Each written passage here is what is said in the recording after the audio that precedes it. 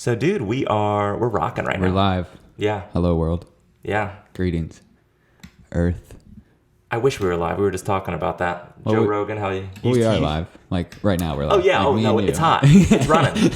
Yeah. We're just not broadcasting live to anyone Exactly. other than ourselves. Exactly. Transmitting to all the other Earthlings. Right. And aliens. Maybe we should invite some down if they're around and they want to hang out, Hey, if you come know on some down. aliens, I'd love to hang out with them. Yeah, for sure. I mean, I think they follow me, for good or bad. I'm just going to keep spreading love. I think if there is any negative or bad entities, they can't fight love. So that's... So you know what? So you talk about this. I've heard this as well.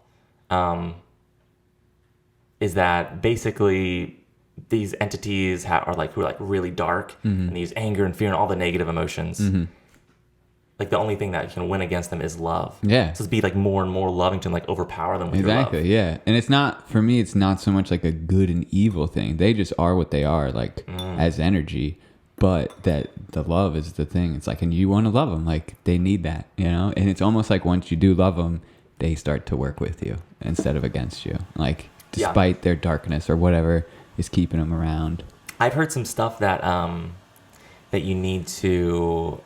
Like there's basically 7 densities. Have you heard this? Okay. Or I've definitely 7 is a big magical number as far as like just all these theories of layers. Like 7 and 13 are often very big. So and 7's right in the middle of 13. Like as far as if you're gonna put those numbers out, 7 is that middle. If you're gonna round it up, 6.5, round up to 7. Right. It's like if you line out the numbers, 13's at the end, 1's at one end, 7 is the direct column in the middle. Yeah. So, but yeah, I mean, I'm not totally familiar with each density, but yeah, definitely layers of consciousness and energy. And so I've heard that we're in the 3rd density. Okay. And that that Earth is going through a shift into the 4th density. I believe that. Where it's everyone's becoming more conscious and aware and becoming more in touch with yeah. And there's a lot of ancient cultures that talk about it. I mean, they're a little different on the numbers, but we are going into some next thing, whether they call it a 4th Earth or a 5th star or whatever it is. It's this is certainly a period of transition for everything on this planet. It feels like it. Yeah. Oh, yeah. It's the hippies tried in the 60s. They made some progress. Yeah. But now we're coming back, dude. Right. There's an awakening. That was an awakening force, and then there was all these other forces that pushed it back. So it's sort of like a ping pong game. But I think in the end, love is gonna win. And I think it has to win. Love always wins. Yeah. And as a visionary, I just had to always be optimistic about how everything's gonna turn out. You can't have that it's gonna hit the fan and everyone's gonna suffer. It's no, I mean, as long as you picture the best outcome, it won't turn to complete shit. And even if it does, if you picture, what's the best thing to come of whatever tragedy you're in, you're still finding optimism and positive energy in whatever darkness or negativity. Totally. Yeah. And picturing the positive outcome in your mind, it definitely greatly increases the odds of the outcome being better than it would have been otherwise. Oh, yeah. Right? For sure. And I think that's a problem that a lot of people have today is they worry so much about things. Yeah. And dude, I used to do this all the time and ruminate and think about past mistakes or did I act weird in that situation? Or it's dude, first of all, no one cares because everyone else is thinking the same things about themselves. Right. No one's paying that much attention Everyone's to you. Everyone's in their own bubble. Right? And it's once you can... So you can understand that, okay, I understand that, but until you really know it, right. Yeah. And I feel I finally know it, oh, dude, it doesn't matter, man. Yeah. There's no such thing as perfection. There's no such thing as right or wrong. It's only perspective, whatever filter or lens I'm using. For sure. Yeah. So it's dude, just have a good time, have fun, and just be carefree. And if you feel yourself getting anxious or nervous or slow it down. Yeah. Chill yourself out. Just go back to the breath. That's now I'm just flowing, dude. Yeah. That's what you are, is your breath. That's in any tough times in my head, with psychedelics or just in general, keep talking. Yeah, the breath is where your security can be and where you can find who you really are again. Because when you are stressed and lost and anxious, that's just you just diverting from who you really are, and that's kind of a big, that can be a source of that anxiety. And anxiety isn't always like a negative, like a bad thing. It's just like, I learned this. It's just yourself, your body, or whatever, your energy field telling you that something's changing. Like there is a shift happening. And then you don't have to take that as like, oh, I have to get rid of this anxiety. Give me a Xanax, like blah, blah, blah. Like I've gone through that, and it's like, that doesn't take away anything. It just like kind of numbs you out. Yeah. It's still there. It's like temporarily suppresses it, but it's still hiding in its burrow, you know, and it'll just pop right back out, and you want to excavate that bitch. Excavate that bitch, examine it. Yeah. Well, so on that point, I think as well, it's good. So these feelings like anxiety that you experience, like you're saying, you're experiencing those for a reason. Right. Yeah. And so you shouldn't like disregard it or try to ignore it or bury it. It's a signal. Yeah. Like pull it up, examine it. Like, why am I feeling this way? What's going on? Yeah. Assess. It's like a good time. And then move past it. Yeah. Like accept it, integrate it. Right. Into your psyche, into your human experience, and then like, all right, now I understand more about myself and the situation, and I have greater awareness in general. Right, and it can propel you. You can like use it to like as energy. Like that's all it is. Like emotion, energy in motion. It's just like, it's like you could take that anxiety and like, you know, like I'm sure like I'm just starting to really get into guitar. I'm like 2 years in of like flipping around on it, and now I'm like making strides, and I know that my next step, like even me just playing in front of another individual, like I can feel everything change, like from just me in my bedroom by myself. Like I'm on point in my bedroom with a lot of my stuff, and then yesterday I'm with my buddy, and I'm like, let me show you what I can do on guitar, and I'm just like I just flub it. Like, it's just like so it's like you can, like as a performer, you can definitely take that anxious like butterfly energy and use it to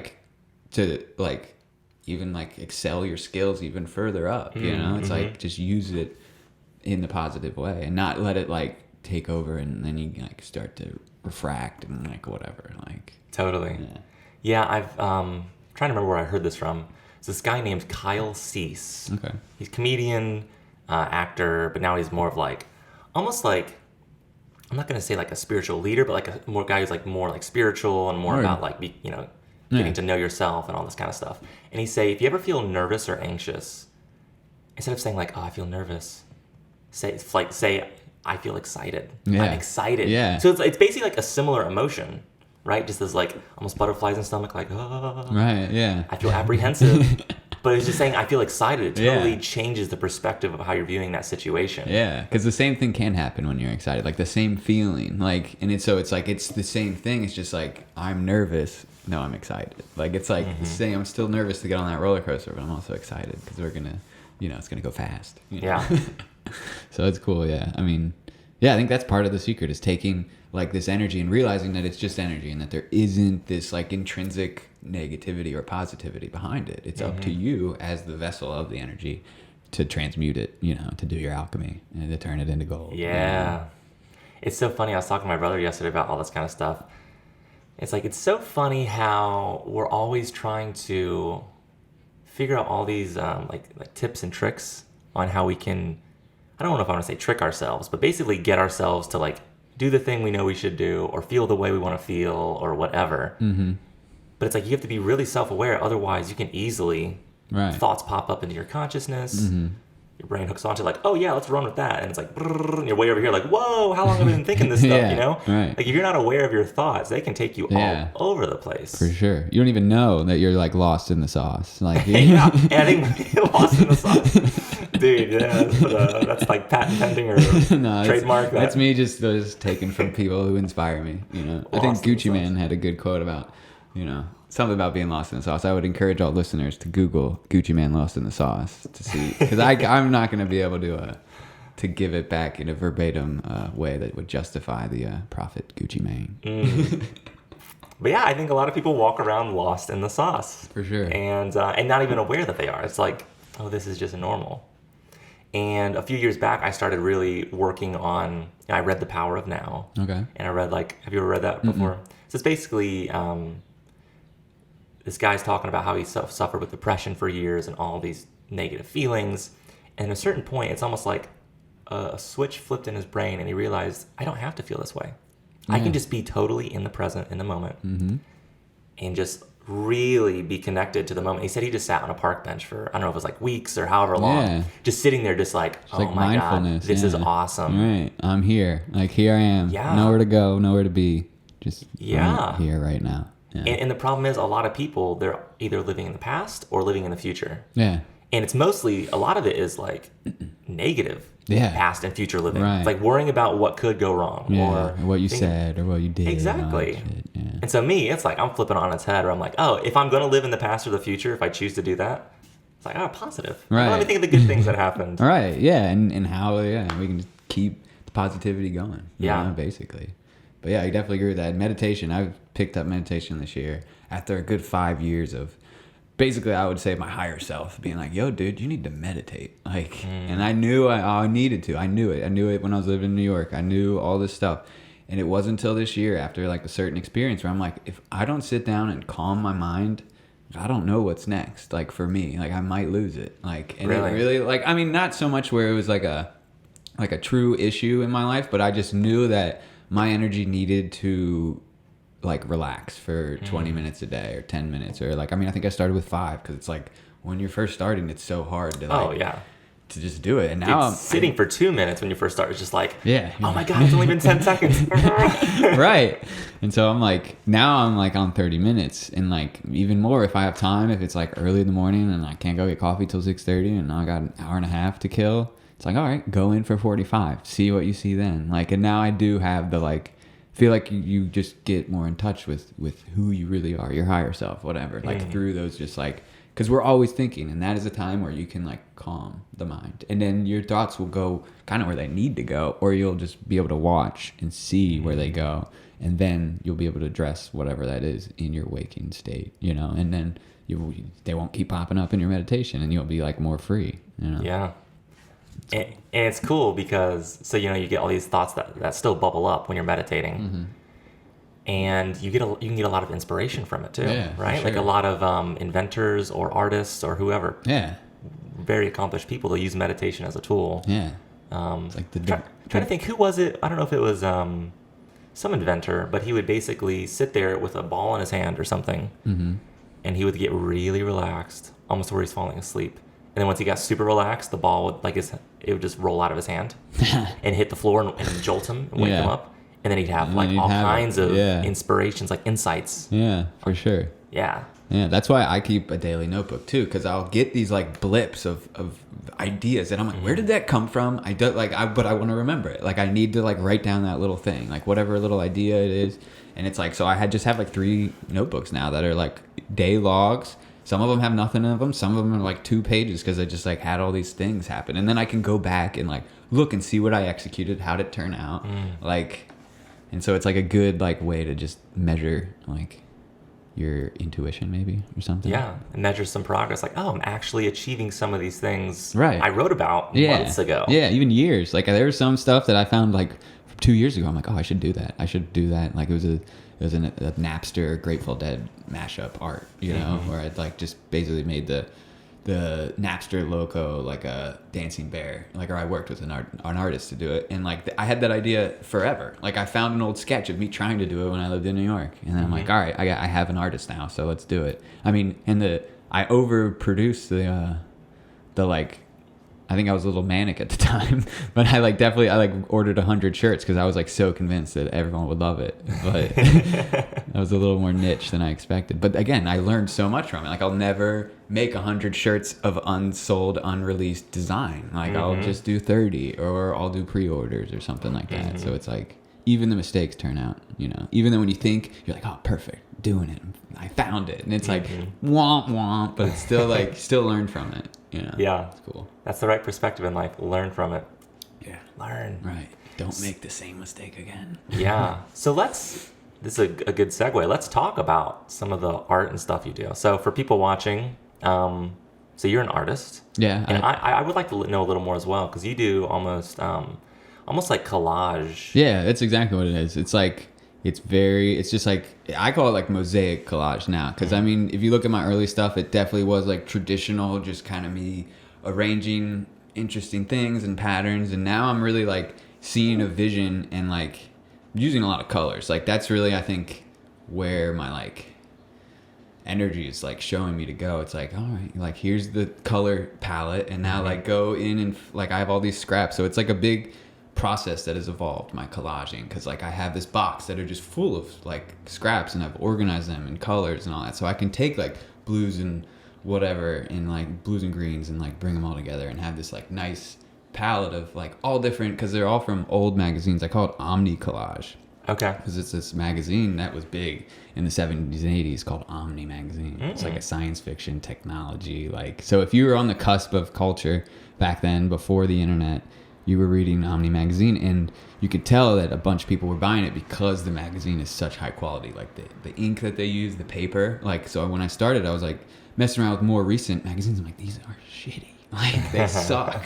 So I was like, and then I don't know how, like, again, this is more of that like divine intervention. Like, I don't remember the moment where I'm like, Omni Magazine. I think I was just like looking on eBay for vintage magazines, and I stumbled across a lot. And like, I was like, well, this has all the elements of like my energy and where I want to go with my art, as far as like future and like psychedelic and just like new age, I guess. But yeah, so I mean, I don't know. I go through like, it's definitely like a spurt thing. Like I'll have it, and I'll just every day I'm like just plugging away. But like recently, like the past probably week or two, I just haven't really touched it. You know, it's like, it's more like I just look at it and I kind of know where I'm going next. But like some good ideas have come from those little breaks where I'm like, oh, that's what I need to do with this little part. Because I'll like, and another thing I learned is like, as an artist, this came from a book by Stephen Pressfield, The War on Art. He basically says, like, it's basically like fighting the resistance against creativity. Like, that kind of is in everybody. It's like the hardest thing to bust through is like that resistance.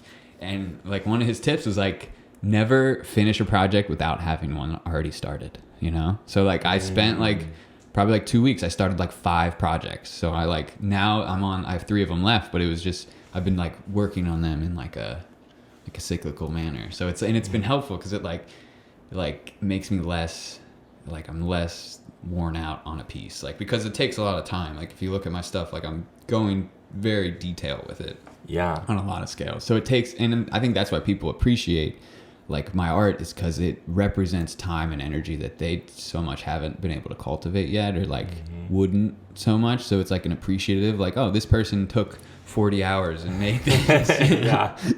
Somehow this person gave a lot of their life force to bring this into the world. And it's like, I don't know, it's one of those processes. It's like, I guess it can be draining, but most of the time it just like, I feel so good about it. Like it just gives me more energy. And then even we have the technology now where I can share it. I can get instant feedback, like of like, and even if I don't get the like I mean, it's generally positive. Sometimes like the likes are more than others, but I think that is part of the journey of an artist, is not taking that as the currency of your art, and just taking like your art as it is, and not being like, oh, 50 people like this and 10 people like this, that means this one's better than that. Right. It's just like take it and offer it and let people like use, like, because that's like Dave Matthews, he had like this little thing in one of his shows with Tim Reynolds where he talks about the autonomy of art, how like once you put down the paintbrush or whatever, like it's not yours anymore. Like the art is itself, and anyone can take what they need from it or translate it in the way that they want to. It's not so much your piece to determine what it means. Like, and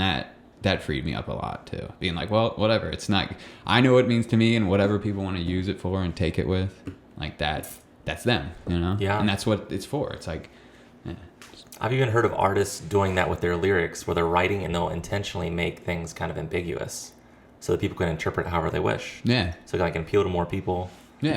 For sure. And also with the likes thing. So I've been uploading some stuff on like Facebook.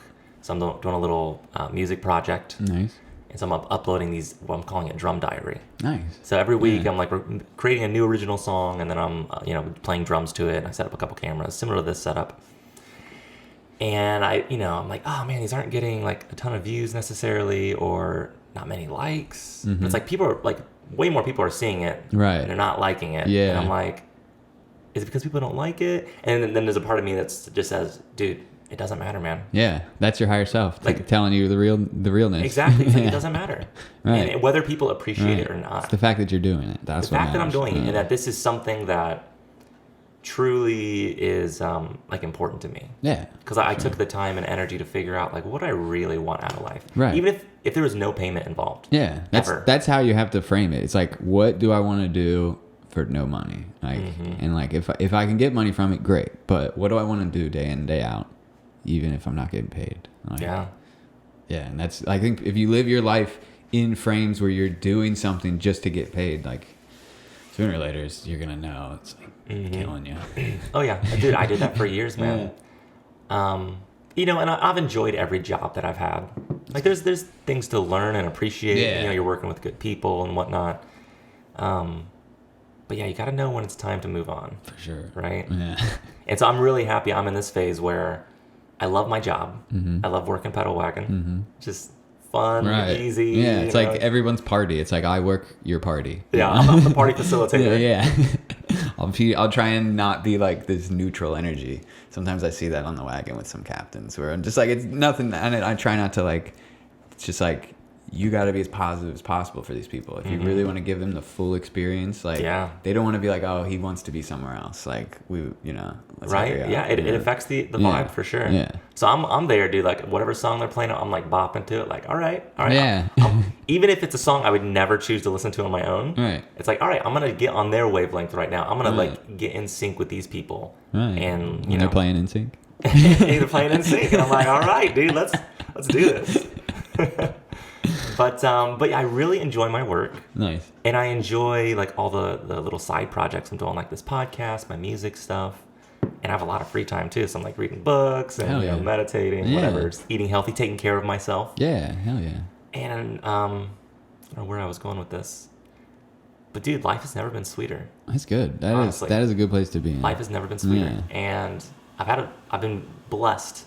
#blessed. I've had many fortunate periods of my life, you know? Yeah, so have I. I feel similar. Yeah, I mean, I would definitely feel similar about my life. Wouldn't say it's like the sweetest era. I mean, I think a lot of my challenges are challenges that are like that I need, you know? It's like, so it's not so much that I'm wondering like, why is this happening to me? Like, why?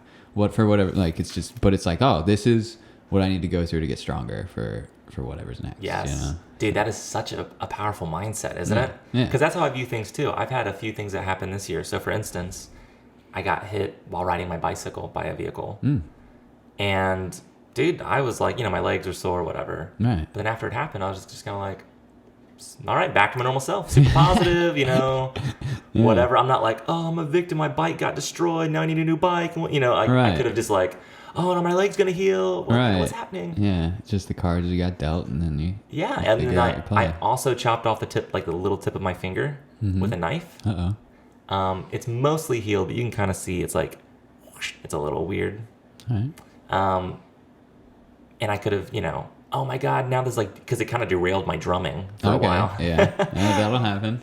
But I was like, okay, where's the positive in this? Like, what can I learn from this experience? And because that happened, I Googled foods that help skin wounds heal fast. Boom. And I got like, all right. And so this was the catalyst that got me to eat healthy. Yeah. Like, made sometimes it a the universe sustainable does that habit. to you. Yeah. So it's like, so you can find this out. Like, this sucks, but you're going to find this out through this. Yeah. And I was already on the path to it, but this just kind of like sealed the deal. Yeah. And so now I eat super healthy all the time. And it's like, oh, I guess there's the silver lining. Yeah. And it could improve your drum skills too. Like Jerry Garcia had one of his fingers chopped off in a wood cutting accident as a child, and he could play guitar pretty well.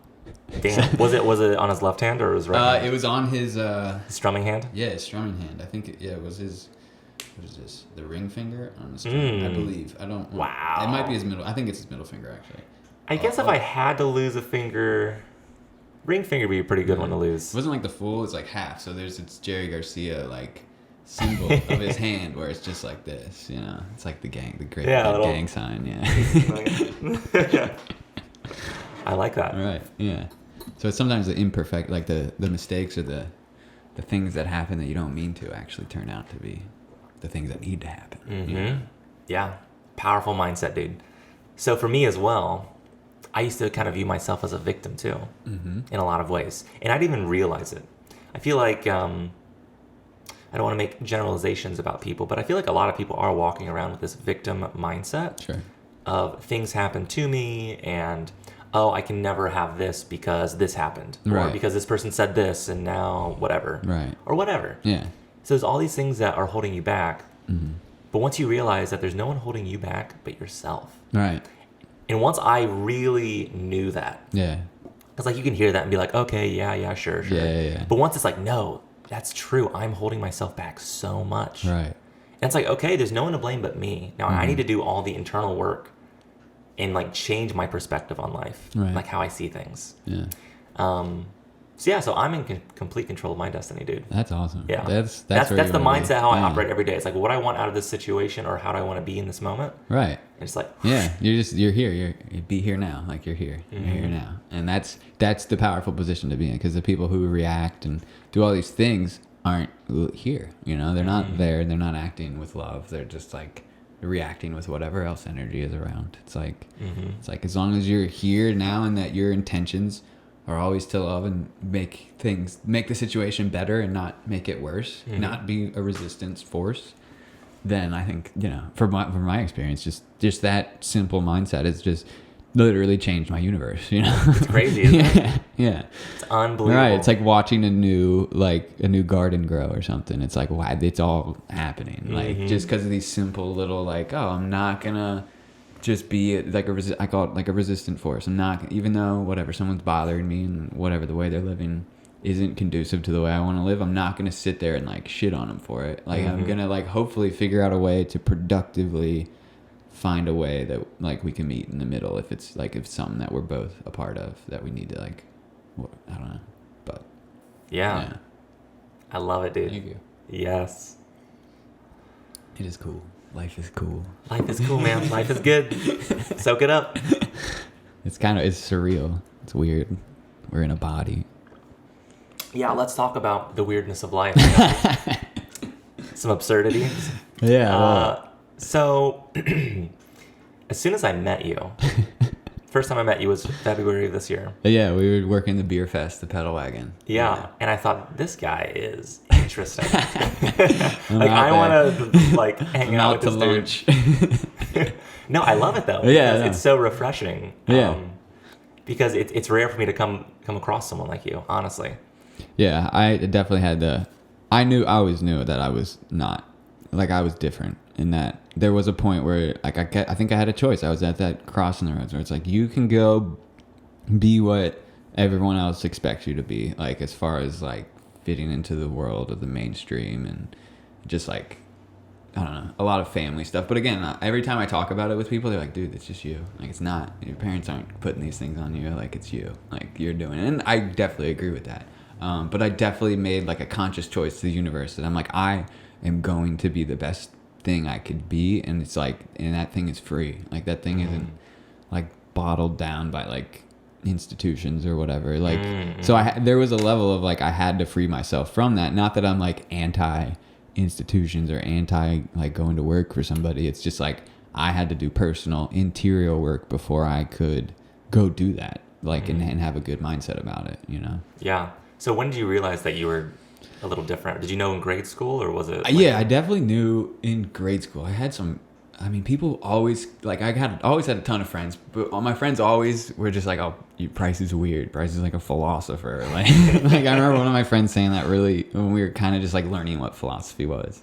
But yeah, so I always knew that I just had like a different energy, and I definitely like felt different. I had this weird, I mean, it's weird to think about in retrospect, but it was like on the cusp of puberty. I was not going through puberty quite yet, but I had this thing where I was like, they thought it might be whooping cough. It was something going on where I would cough a lot and I'd eventually throw up, but I wasn't like sick. There was no virus running through me. It was like something was in my throat or my lungs, or I don't know. They never really figured out what it was, but during that time I would have these moments where I would like contemplate like like a very existential, like, what is this? Like, who is this voice in my head? Like, what, like just like very psychedelic at a very young age, like 11, 10 years old.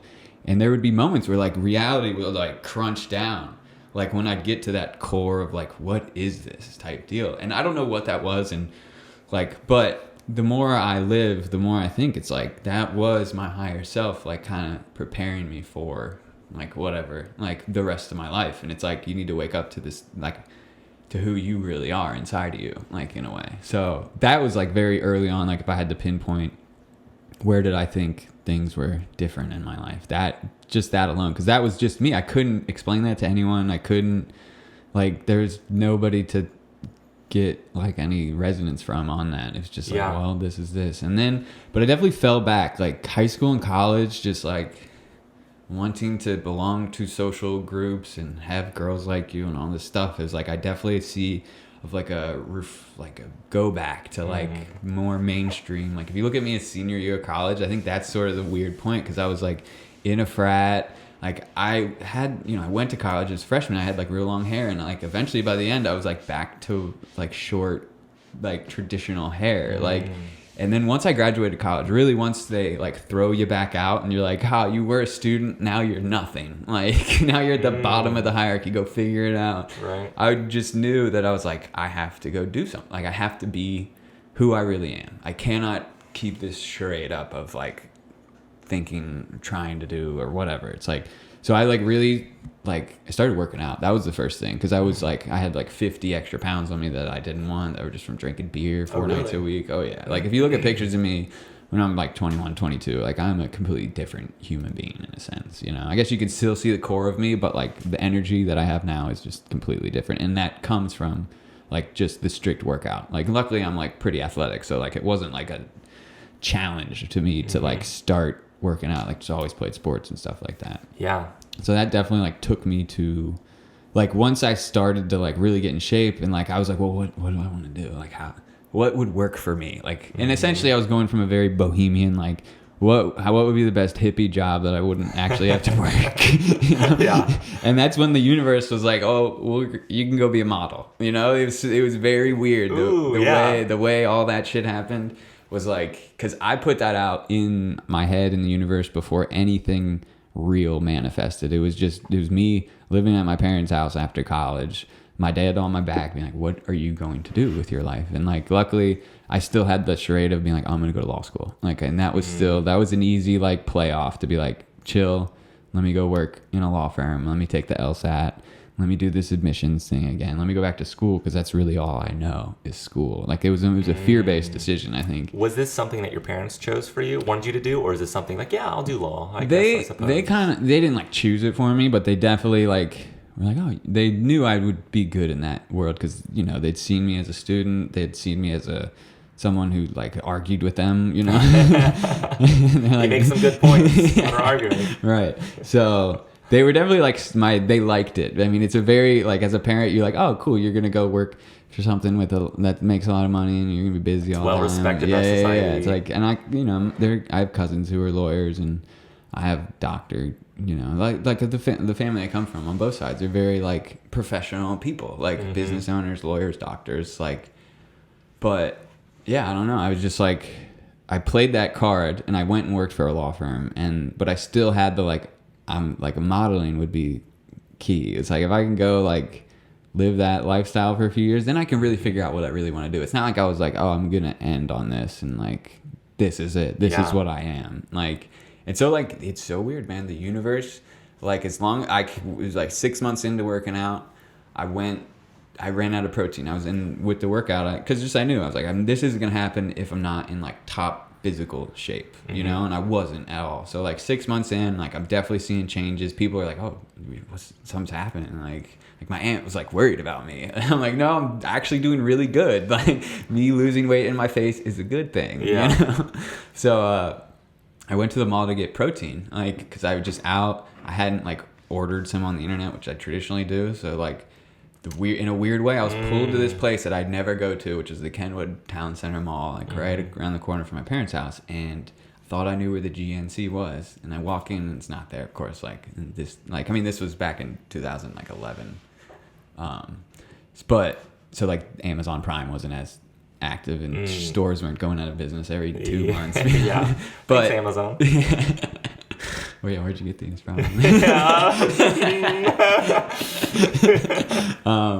But I went, and I was like, I almost turned around because it wasn't where I thought it was, and I was just like, and then I don't know, again, I still can like see the moment in my head where I'm like, where it's just like, take a lap, like just do a lap around the mall, like do one just go around.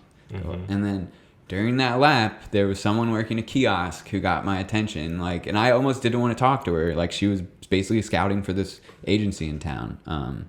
Like, just new faces. That's how, in the reality, that's how agencies make money in the Midwest. Is like, they do have clients that they book models for, but on the whole, they do like a training thing where they're like, we're going to train you and you can be a part of our agency and all that stuff. Like, and it's great. I mean, because I wanted training and all that, but it was like, that's sort of like how they can make $1,500 per person come in, you know, and keep the bills paid and all that stuff. Because it's like, it's only so much money being made on your commission of booking models or whatever. So me and a friend, we came across somebody as well who was doing something similar. They had a little kiosk or whatever table set up. We talked to them, and we ended up going. And, you know, I really didn't quite fully understand how it all works. I was like, okay, I'm just going to go here, learn a little bit, whatever. And then, you know, at the end, it's like, oh, yeah, you need training, so you got to pay for that. And I'm like, whoa, I'm the talent here. Like, you give that to me for free. And, like, and yo, come on. Paid back, Like, don't you want this? And so I was like, well, damn, screw this. Like, dude, I'll go, like, if anything, I'll go do modeling on my own. Like, I don't need an agency to put me up. Like, I'll just, like, build it myself. It's meant like a to business. Be, I'll work it out myself. Exactly. Yeah. But I kind of knew, like, and I wanted training, like, the agency director there, like, when I came in for my, like, intro, like, interview, like, was very interested in me. He, like, had just seen me, like, in the admissions lady. I don't know, they could have been, like, pulling my leg at the time, but it did seem authentic. But, like, the admissions lady was like, he just pulled me aside and said, I need to get you in here. So, like, I don't know, like, what, like, he doesn't do that. So, like, I was taking all these signs. I was, like, awakening in a sense, like, very early stages of it. But I was like, okay, this is actually gonna happen. Like, this is real. Like, how old were you when this happened? I was, like, 23. It was back in 2011? Yeah. What, 87? Yeah. It was, like, 23. Okay. Right around there. So I honestly thought I was too old. Like, I had this, everyone has sort of their idea of what the modeling world is like without ever being in it. And, like, and I realized that after, like, moving to New York and becoming, like, a model and having all these people's projections of what they thought I was doing. Like, when it's like, no, like, you don't understand the business. Like, you understand it from an outsider looking in. Like, but so, like, that all manifested, like, in a very unique way. And I was, at that time, I was still, like, at the law firm, actually, like, before the agency, I had a guy I worked with who was a photographer. Like, we actually took pictures, like digitals is what they call them, before any of this really manifested into the real world. Like, so I got to come to work one day and be like, yo, someone stopped me in the mall, and now I, like, potentially have an agency. And he was like, I told you. Like, and I was like, and he's a really interesting dude. He's from New York originally. His name's Meth. I mean, he's like my brother, basically. Like, and, like, cause I think the universe was speaking through him when he was like, you could do that. Like, you can, cause he, you know, he's a photographer. And I was just like, I didn't know where I was going, you know, in a way. So that all manifested. And then I do a little work here in Cincinnati, do, like, bridal shows, like do some, like, test shoots and stuff like that.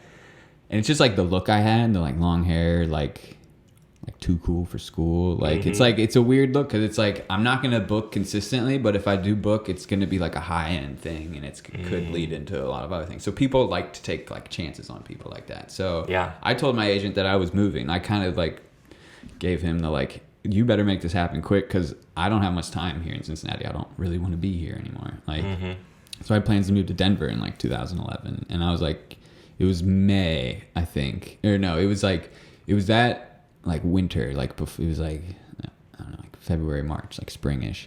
And I was like, you get me to New York at the end of the summer, or I'm moving to Denver. I, like, made, like, kind of an ultimatum. And it's a way to get things done. Yeah, well, I was like, that's, like, what the universe is telling me to do. I'm like, I don't have time to, like be this thing for you, like so that you can kind of, like, use me, like, in a way. Like, not that they're, like, using me in a bad way, but it's like, they want New York talent in Cincinnati for their clients, just so the clients know that they have big talent. Not so much so they could use the New York talent, you know. Is what I noticed. It's like, yeah, we got them on reserve, on hold, right. just in case. Like, look what we have here in Cincinnati. Awesome we are. Yeah. So it was like, I knew that I needed to go. And so I did that. And, you know, he had one big agency that was interested in me. And I met with, like, 7 of them out there. And 2 of them, the big one, and then another, like, smaller one, like, offered contracts. And I have family out in New York. I have 3 cousins living out there. So I was like, yeah. I mean, I had, like, a couple grand saved, which doesn't go very far in New York. Yeah. But it's all you kind of need with some family and a little bit of magic. And So that like happened and it got me there, but nothing ever really, like no big paychecks or anything. And that was sort of like a good, like, I realized that I needed to go through that. It like freed up my energy. It gave me like a purpose. It told me it's like, you're this now. So you have permission to be an artist. Like, because that was another thing. When you got there, you go to these castings. They'd be like, okay, what do you do? I'm like, I'm a model. Like, what do you mean? What do I do? Like, this is what I'm doing. And like, and it's like, you learn. It's like, that's not what they want. They want people who are actual people. Like, and then they do this too. Well-rounded individuals. Yeah. Oh yeah, I have this interest over here, and I like to do this in my free time. I dabble in this. So it catalyzes a lot of that. I'm like, shit, what do I do? Like, who am I? What do I want to be? Like, now that I've like created this reality, like, what's next? Like, what do you see next? And so it just like, it led into art. And just living in New York, I met like people, like basically family now, and ended up dating a few people and just like learning through those relationships and stuff like that. So it like, even though it wasn't like a big financial thing, I didn't like make any money really. Like spent all my money and lived like on the edge for 3 years, which was another like asset in itself. Honestly, dude, living super poor, because I've gone through those phases too. Yeah. Like building a business and you're paying yourself just enough to pay the bills. Right. Dude, that was a great experience for me. Right. That taught me, it's like, I feel like the more life experiences you can have, just the more well-rounded of an individual you become. For sure. But yeah, so you didn't make a lot of money necessarily, but the investment that you made in yourself, in your character. Exactly. Yeah, there weren't any numbers in a bank account to show what I did, but there was a lot more, had more important things. A lot of growth. Yeah, exactly. And it like just catapulted me into the rest of my life, And I didn't think I'd move back to Cincinnati, but I am happy I did, like, and I think I will move again, but again, I'm like, I feel grounded here, and I really do like what this city is like. And I think New York gave me a big perspective of that, because it's like New York is another animal. And like all I knew was I wanted to get out of Cincinnati and see the rest of whatever's going on. And New York isn't like a place like anywhere else, It's like, it really is like an international hub that just happens to be on this landmass, but isn't like, it's just like, it's a point, like a nodal point. Yeah, New York is wild. So I feel like for me, speaking of Cincinnati and like living here, I feel like I finally, because I grew up in Dayton, Ohio, Beaver Creek specifically. Moved to Cincinnati in 2012 when I was 21. Nice. And so I've been here ever since. And for the longest time, it's like, okay, am I going to stay in Cincinnati? Am I going to move to a new place? What's happening? And just within the last year, or maybe a year or two, I finally came, maybe in the last year, I came to this realization, like, yeah, I think I'm going to stay in Cincinnati. Nice. And just that understanding, it almost was like, I felt relief almost. Like, like I don't need to be thinking like, okay, well, this is not permanent, or, nothing's permanent. Yeah. But yeah, Cincinnati is great, dude. I love Cincinnati. And so for me, what I've determined that I want to do in life is I still want to have a lot of different experiences with other cultures and cities and, ways of living. Right. So I could see, just like in the wintertime, maybe get a place in Cincinnati that's home base. Every winter, 3 or 4 months, I leave. Right. Get out. Right. While it's, like this. And, maybe I go to New York City, live there for 3 months, fully furnished apartment. Or I go to Barcelona, or I go over here, or I go backpacking. Right. Yeah. Like free. Yeah. It's like good to have a home base and then to like be grounded enough to move. Yeah. Because there's good people here, man. Yeah. This is definitely like a good, so like I say to people, it's like a little conservative for me, but like a lot of that's changing. Like, I mean, it's never going to be like full on like Austin or fucking, Yeah. Like, but it's still gonna have your pockets of very progressive people, and as long as you find them, Yeah. you'll find where you need to go. Oh yeah. And I think that's probably one of my biggest complaints or gripes as well. Is like, man, I wish there were just more progressive, kind of like far out there people, similar to me. Right, but it's just a very family, like conservative town, which is great. I mean, everybody like. It's like high school football. It's like, yeah, right. And you know what? So I kind of grew up in that environment as well, up in Beaver Creek, and so there's something kind of comforting about it. Yeah, in a lot of ways. Sure. Like apple pie. Exactly. It's true. Yeah. But I've been appreciating things a lot more. Just different people who have different outlooks on life, who live in different worlds. Yeah, dude. Everybody has their place. Everyone has their role. And just like, yo. Do your thing. Right. Yeah. Listen to yourself and figure it out, and love everyone. Like that's Yes. like that's really where living in Cincinnati. I've had an opportunity to like just be a loving person, just because there's a lot of people who need help in the city, like, and a lot of people who don't get respect, and a lot of people who get treated like they're invisible. And like I get to make that conscious choice of be like, am I going to engage this person? Like they want to engage with me. Like, am I going to give them a second of my time? They need some change. Like, do I have that to give them? Like, and if I don't, what do I have to give? Like, it's like they're like opportunities from the universe to like, because I mean, I've talked to some people and I'm like they've given me insights where I'm like, how? Like, that's like, it's like, are you the universe just speaking to me? Is this some big simulation and like, you're part of it?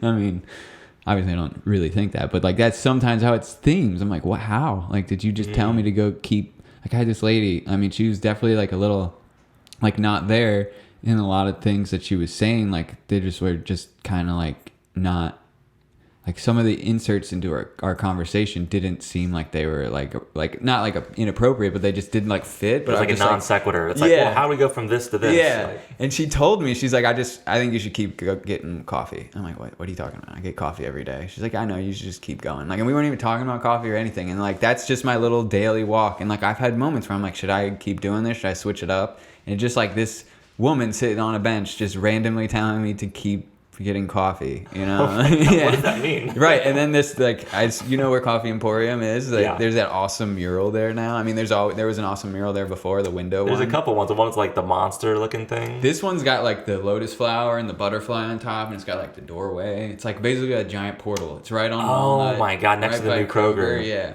Dude, that's like my favorite mural in the city right now. And that one popped up. Like, that's right. Like, I'd been doing that walk for a while, and that wasn't there. And I went out of town. I went to a music festival, and I came back, and that was up. And I was just like, what is going on?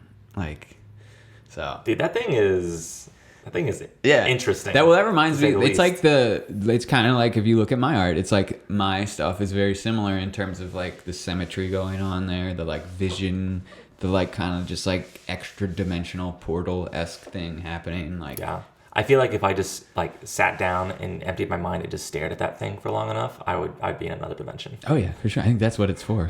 Yes. Yeah, I think that's what all art is for, but especially stuff like that. It's like, here's an easy way to get your mind like access to another realm. Is like, because this artist has cultivated the energy to like manifest it on a big old wall. So it's like, and then I think, people don't realize how all these symbols and everything is affecting their brain. So if like you put more stuff out there that has like sacred geometry and stuff in it, like your brain will respond in a more positive way than seeing like, I don't know, something like negative or whatever, you know?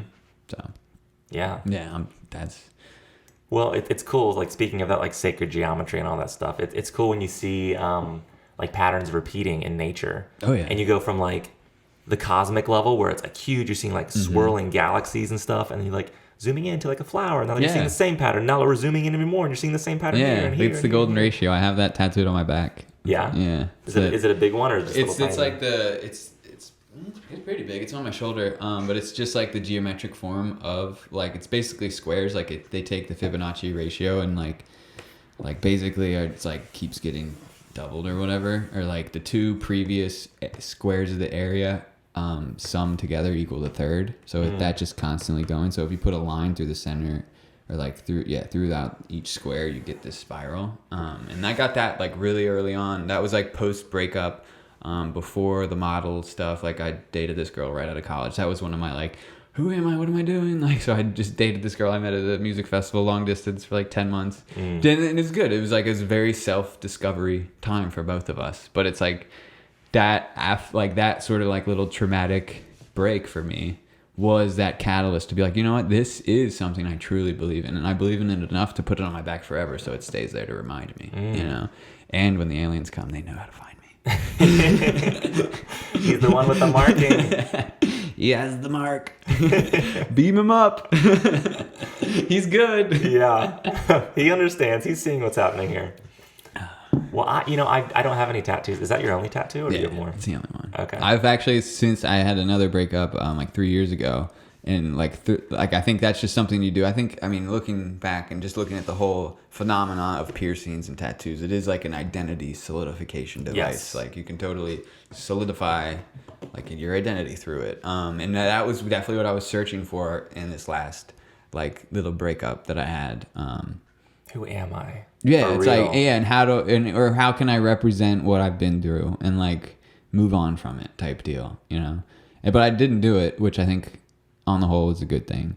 But I think that is just one of those things where it's like if something really big happens, that's like a good way to facilitate the healing process and to like grow into the person that you want to be through like whatever it is or whatever it means, even if it is something that just means nothing. It's just like it's still something, you know? Yeah. That's cool, man. Yeah. I've thought about getting. You ever play any RPGs, like Fallout or games like that? Play Zelda.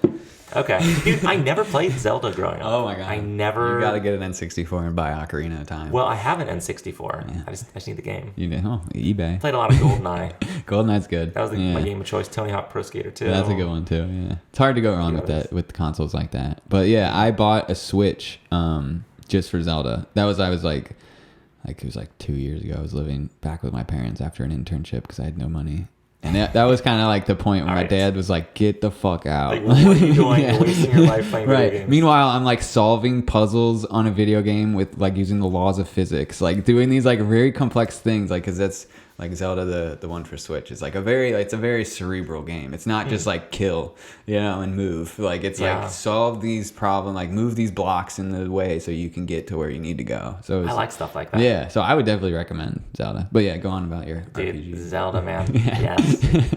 So with RPG games, basically, it's typically open world, and you can travel around. There's different, missions to do or whatever, right. And your character has different stats.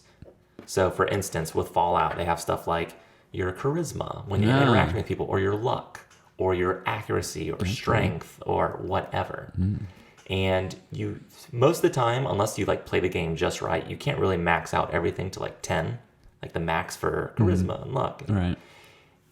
But I kind of like viewing my life in that way, as like I'm the character in my own RPG, and I get to choose which traits and skills and qualities I want to work on and become better. Exactly. So if I ever got a tattoo, I think I'd like to get one, maybe like right here or something, but it has like empathy or this, or like things that I want to work on for the rest of my life and just become better in. That's cool. And I could get like a little rectangle that you can fill in like square by square. It's like, okay, I feel like I've leveled up recently. I can put another little black square there to like my meters increasing. Yeah, no, I like that. So I like that idea. I haven't pulled the trigger on it yet. I haven't like determined which characteristics are like most important to actually put on my body for the rest of my life. Right. It's one of those things you definitely want to think out. Yeah. Until you're absolutely sure. Yes. Yeah.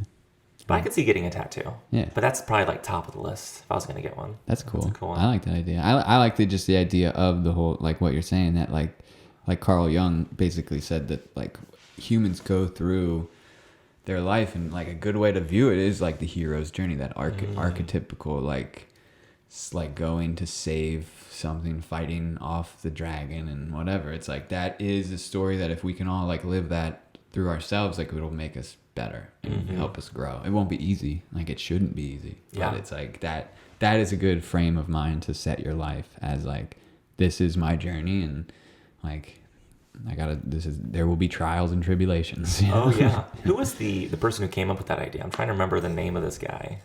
Like the hero's journey? Yeah. I don't know. But I saw a quote from him the other day. I think it was like on a YouTube video where he was saying how basically in life, it's just one hero journey after another. And if you're living life right, it's just cyclical. It's like, all right, you have one. Right. You slay the dragon. You climb the mountain. All right, where's the next one? Where's the next one for you? Well, I know Jordan Peterson would talk about it a lot in his classes. Yeah. That's where I recently went through all his like maps of meaning and personality classes that he has on YouTube. And I can't tell you how much they helped me. I mean, I have a background in psychology, so it wasn't that like dense of stuff, but it was just so many good insights, and he's so well read, and he kind of gets lumped into like a category in the mainstream that doesn't have anything to do with his like psychology background. It has all to do with like just like political stuff, like which is like it's important, but it's like this dude has a lot to give just on like growing as a person. Oh, yeah. I saw you were reading his book. Yeah, 12 Rules for Life. Yeah.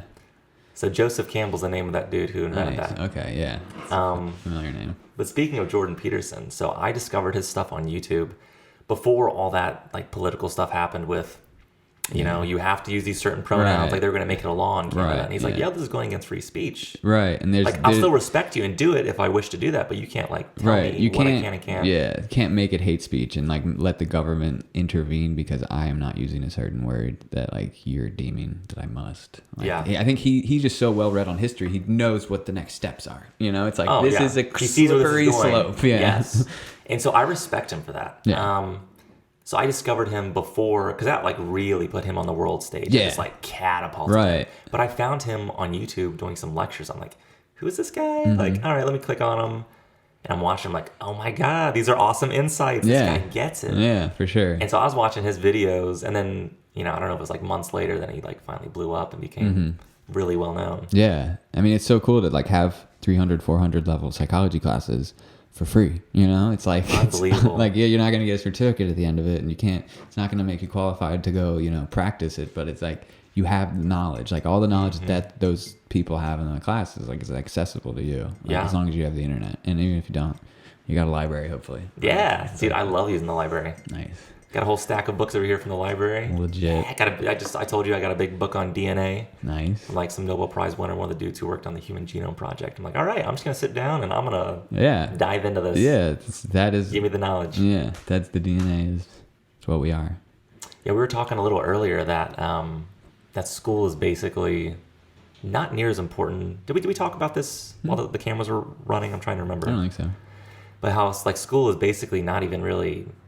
I mean, it's still needed for certain professions, but it's not as important as it used to be. Yeah, I mean, and you gotta see what it is too. You gotta like see why schools were formed, like why they're set up the way they're set up with the bells and the get in line. Like a lot of it is just like the industrial, you know, training. It's like training for to be a good worker. Yeah, which was needed, you know, at that time. But like just like any other system, it needs to be updated. It needs to be changed, and like it gets harder when there's a bunch of money involved and people are invested, and it's just like there's they don't want the change. Right. It's like, oh, we're making really good money. We're just increasing the cost of tuition. Like, dude, let's not change anything. Right. But the world is changing so quickly with the internet, man. Yeah. It's like I can go learn anything. Right. And I won't have a little certificate that says I know it, but I can know it better than whoever if I want to. Yeah, and it'll just put you a little bit ahead if you do want to go get that certificate. It's like you're already briefed on the topic, you know.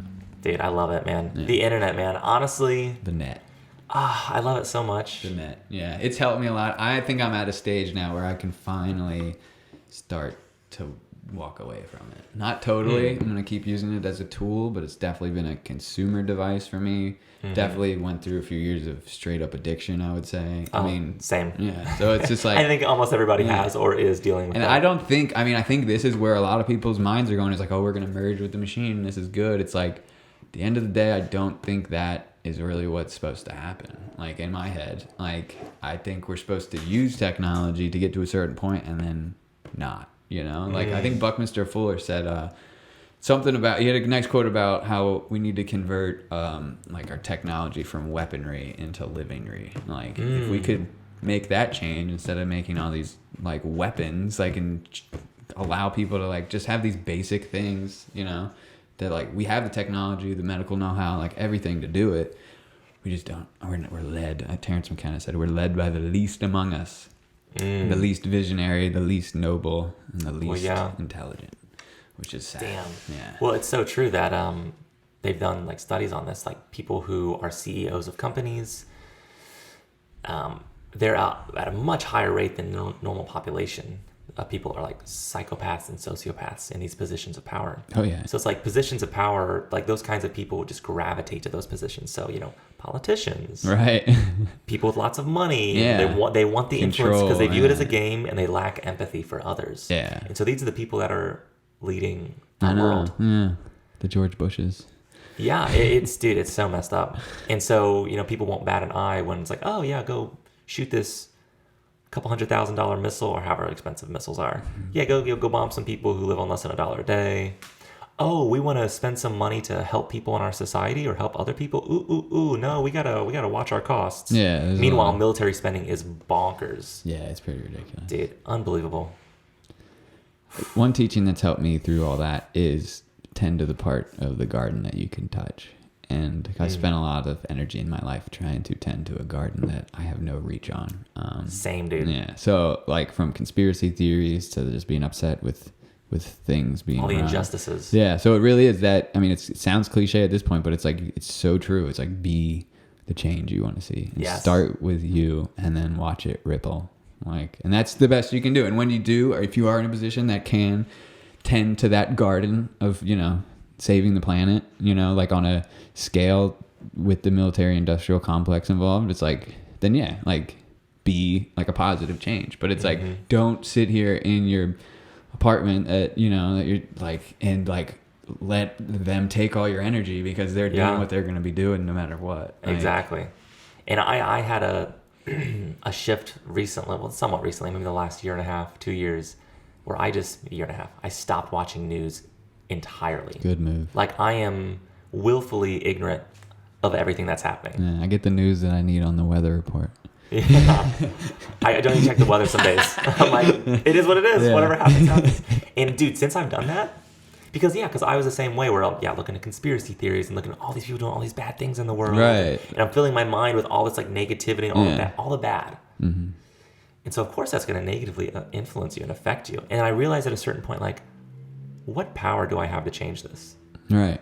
Like, what real power do I have to change this? Right. I was like, I have like almost no power. Yeah, you have like your personal power to change the things around you, and then like that's really the best. And it's like as long as you can constantly watch that bloom into positivity and love, then like the world will be a better place. Yeah, it really will be. Yeah. So as soon as I made that shift, dude, life changing. Yeah, for sure. And it was so much easier for me to just like be positive and like really feel like I was in control of my life and just doing my thing and making the world a better place, like you say as well. Like, yeah, I love that. Tend the garden. Yeah, tend to the part of the garden. You can I think I got it through Duncan Trussell. I think he got it from Jack Cornfield. So like I have all these teachers. And now I got it from Price Lewis. Right. Yeah. So it's like a line of teaching, which is fun. Knowledge. Which is what the point is. I think it's like replicate the memes that help you. That one certainly helps me. Yes. Copy and paste that to new psyches, to new consciousness. Yes. I love it, dude. Yeah. Going on what you were just saying about, there's something somewhere I wanted to go with that. And I feel like I lost it. With the news and all that stuff? Something with the news. Oh, it's back. I got it. So I've been living on my own for 2.5 years now. Nice. Almost 3. Coming up on 3. Nice. And dude, I love it. Yeah. I love it so much. Right. So much so that I don't know if I can ever go back to living with someone. Yeah. I say that now, but who knows how I'm going to change and grow in the future. Right. Yeah. Don't want to cut yourself off. Right? Exactly. Yeah. But I feel like I've come into my own so much by living on my own. Mm-hmm. Because if you're living with a roommate, for instance, it's like their energy is constantly influencing you and swaying you in ways you're not even fully aware of. It's just part of being a human. Like yeah. And like how your environment, like everything is, impacting you and influencing you, mind controlling you, even if you will, if you want to take it that far. I guess. And so once I had the ability to be in full control of how I spend my time, what information I consume, how I use my energy. Right. You got self-conscious. Yes, I became way more self-conscious, more self-aware, and I feel like I have blossomed and grown so much. Yeah, you're like in touch with your higher self, like your true self. Yes. Like so you're like ridding that, like the self that you created that wasn't so much the true self. Yeah. And so for me now, so I'm an introvert. I love like having interactions with people and going out, meeting people. Like, everybody needs that and craves that. Right. But I love sitting, like just being by myself. Yeah. And I'm very cautious about what I allow to influence me. Yeah. What energy I'm around. That's a big thing. If someone's really negative, I'm like, all right, let me see if I can give them some of my positive goodness. Right. Yeah. And not force it in, but exactly. And if they don't want to take it, like, okay, well, maybe I'm just going to distance myself. Right. Maybe they need space.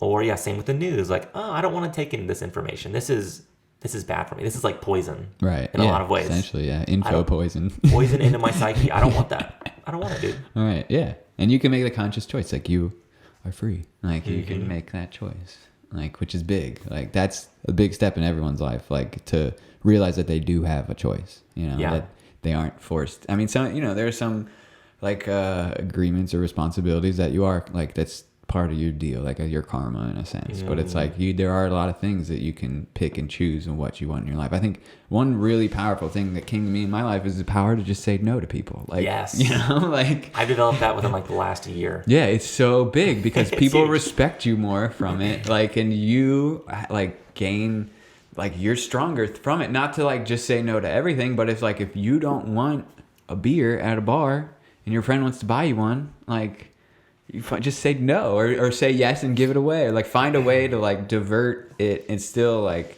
find that mutual middle ground where you're not like stepping on people's toes so much because you're just refusing everything. But it's like you don't have to like do everything that everyone expects you to do, I guess. Totally. Like, Well, I think as human beings we're such social animals, so that there's that craving and urge to get in sync with people that you're around and that you're associated with. Yeah. And so, you know, if everyone's doing something, it's like, oh man, do I want to be that one person not getting in on this and feeling like I'm kind of falling out of sync with everybody around me. Right.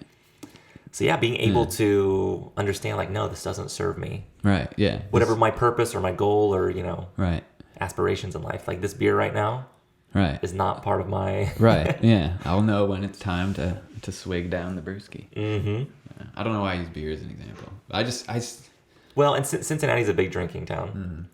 And I feel like for me, I've been trying to cut back on my drinking substantially, make it more like just a special occasions thing. Yeah. And I've done pretty good with that. Yeah. But it's everywhere, man. Yeah, it's heavy too. Like that. One thing with the pedal wagon is like kids would be cracking beers at the end of the shift. I'm like, I'm going to bed. Like I don't want a beer in my stomach when I go to bed. Like, well, it's really bad for your sleep. Yeah, it's just like that screws up everything. Like, and I get it. It's like, oh, we're done with work, relax. Like, and it's like it's your choice. Like, I'm not gonna tell you not to do it, but like, I'm gonna stand strong in my no, thank you, because I'm thinking of my future self. I think it's like that's one thing. Another thing that people don't like, do things for your future self. Like even though you might not want to do it now, your future self will thank you. You know, dude, that's another great like mindset thing. Yeah. So I create these candy bracelets. Nice. Which is little things I want to be reminded of. Yeah. So I'm always wearing one like, oh, that's right. I want to like channel this thing or whatever. This one says get messy. Get messy. Get dirty. You know, I'm a recovering perfectionist. There you go. So this is like, dude, it doesn't matter, like, get messy, man. Yeah, it's like a therapy. It's like, it's a little mess, a little disorganization is good. Like you need it. It's like it helps with creativity, to be honest. Like totally. Yeah. So I have one of these that says Future Ben on it. Nice. Future Ben, cool, and that's my favorite one of all the ones I made. That's my favorite. Future Ben, because it's like it's all encompassing. Any situation, it's like, oh, that's right. Is this a good idea to do? Right. What will Ben in a couple hours think, or a couple days, or a couple years? Right. Yeah. It's true. Yeah. Because that's how you got to think, especially as you become an adult. It's like, who do you want to be? Like you can sit here and waste your time, and you'll wake up as 40-year-old, like a 40-year-old boy. You know, it's like you don't want that. Like you want to be a man, you know, or whatever, like whatever gender you want to call yourself. Yeah. But like, yeah, that's another thing that I feel like I finally like stepped into, is I feel like the universe definitely told me that, like, because of like the things I've gone through, the like intentions that I've stepped forward with, the like sort of just no fear attitude. It's like, you're a man. Like, so that's, when do you feel like you became a man? Honestly, I think recently, like, I think as I like really just took on the responsibility of life and transcended, I think, the relation. I think that was the big thing. I think you have to transcend your relationship with your parents, like, dude, and look at them as people and no longer these like all-knowing archetypes of the great mother and the great father. Like, and it's important for them to have that place in your brain with them there, but you need to get past it and realize that mommy and daddy are just people like they're perfect, like the rest of us. And it's like they don't have all these answers that you're searching for. Like they can help you get to them, but it's you like who's got to do it. And like I think once I finally got through all that, like I popped out and like it was sort of like a reflection on the way my parents started treating me. I'm like, oh, they finally see like a man now. Like it's not I'm still their son forever, but it's like I'm a man. Like, But they see you as somebody who's doing his own thing. Right. It's like finally stepping into his own. Right. And it's not like some like still attached to him. And then, you know, it's like it's hard for them too, I would imagine. Like I'm the oldest, so it's like they don't exactly know like what stance to take on these things with their, you know, 32-year-old child. Right. You'll always be the baby. Right. Which is great. I mean, you want that relationship too. A lot of people like don't have that in their life. Like they just don't have their parents, or they're divorced or whatever. It's like that's where I consider myself very lucky, is that I have like a very strong family base that all very love me, almost to the point where I'm like, okay, there's got to be like a spectrum line of like too good. Like now it's like too good where it's not helping me. Like it's like holding me back. Like I'll look at people around me who like I admire and are successful, and it's like I look at some of their life struggle things, and I'm like, oh, they had something happen somewhere that like that acted as a catalyst for them to go off in this direction. And like when your life is like not perfect, but it's like everybody does their best to make sure that everything in your life is good and that you are set up for exactly what you want. You know, it's like that can be like retrogressive. Yeah, it can hold you back from growing in the way that you need to. Right. Because there's no need, because dude, things are so good. Yeah, it's there's like, no I'm good. Yeah. So it's like that was a big part too, where it's like you just taking personal responsibility for your life and not like it's you. It's like, that's it. Like if you want to buy a house, it's you. Like if you want to like, it's like nobody's going to do it for you, you know? And if they do, they're not helping you, you know? Right. Yeah. Well, I kind of feel similar in that I kind of feel like I've become a man recently as well. Like, I don't know if I'm not quite fully developed, and, you know, no one ever is. True. Right. Yeah. But I feel like I'm no longer a boy. Yeah. There is a big, especially in this culture, it's like they want you to be a boy forever. Like you're easier to control, and you're a much better consumer as a boy, I think, you know? Yeah, we've unplugged from the Matrix, dude. We see it. We see what's happening. So yeah, and then it's like, then now it's your job to kind of like help everyone else around you achieve that like sort of state of selfhood. Yes. And I feel like that's one of my missions in life, or maybe like one of my mission statement for Ben Ranley is I want to authentically be myself and break free of the shackles of my indoctrination as a kid about what my entire worldview, like question everything. Yeah. Become the person I'm meant to be, and really try to understand myself so I can become that person, master myself.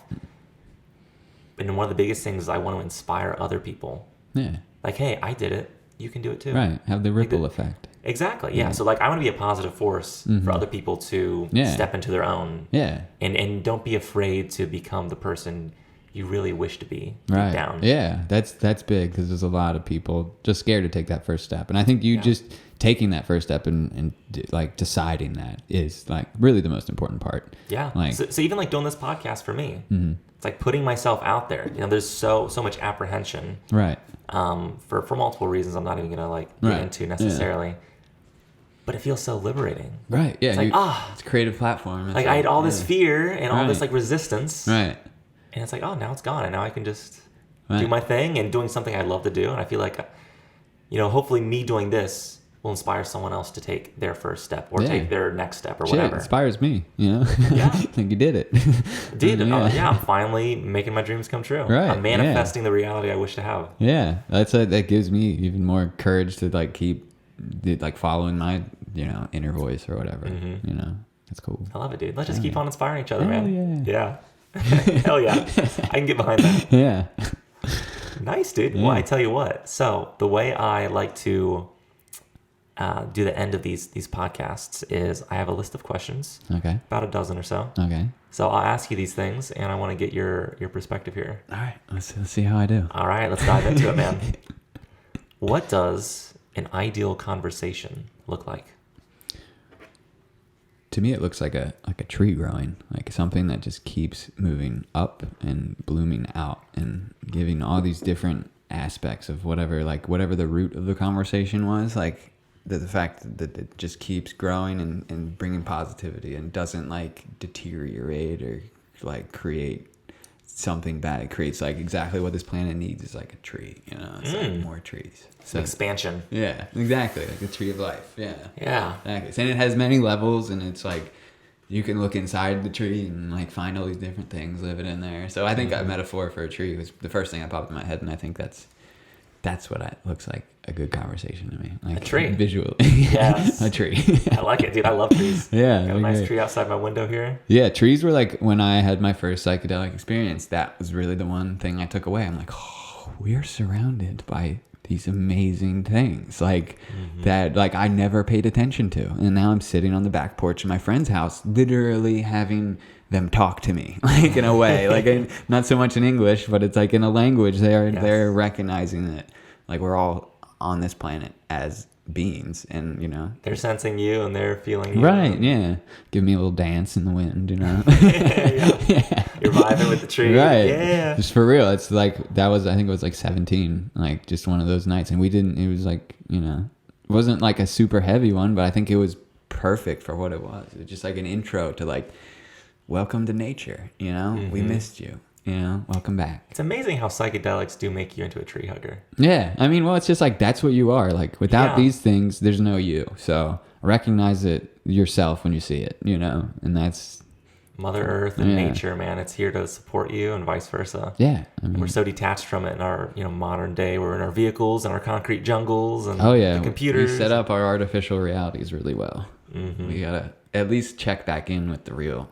reality. And it feels so good when you do. Yeah, I mean, you get reminded of who you are, you know. And that's I mean, that's sort of my like end all like goal now. It's like do everything that you do and like help activate this planet, you know, like in a way. Help raise it up to the fourth density. Right. Be one of those beings. Let's get into the galactic community. I think we're ready. Yeah, I want to meet the aliens, dude. Yeah, I think you are. I think if you open up enough, that intelligence can fall right down into you and help this place as well. Like I think that whatever intelligence is out there, I think it knows not to show up in a suit, you know, with a body and a head. It knows to like just clue along the ones who are paying attention and hope that they can wake the others up, you know.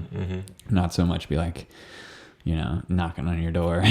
Because that causes, like, as mammals on this planet, like, we'll kill that thing, you know. Like, we will. Wow, like, even me, like, if I saw an alien, I'd be like scared. I'd be I'd much rather you come to me in like my brain space than show up in my room as an intruder.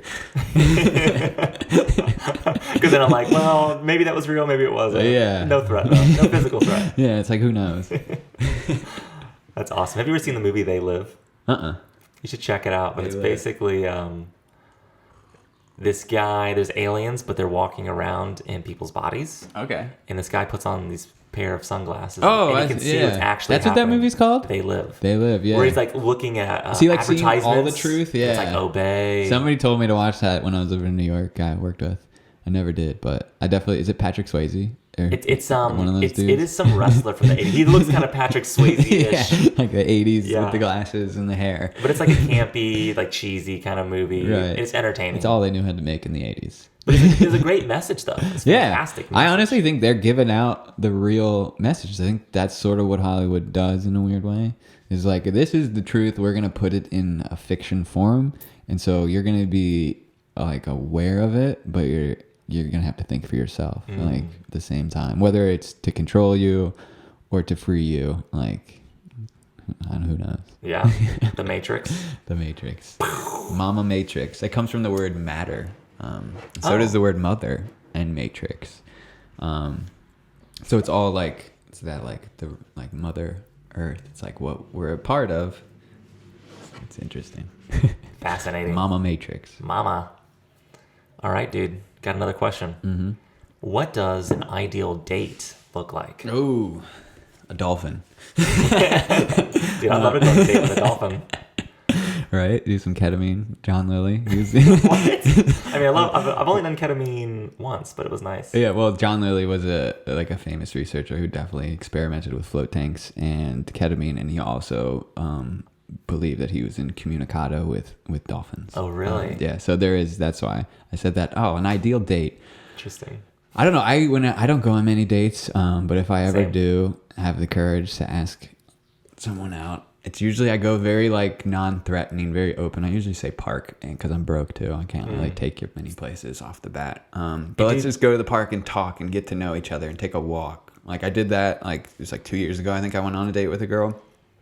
I mean, she's a sweet girl, but I knew from that walk, it's like, oh, this you're not who I'm, it's like, I like you and you're nice, but no.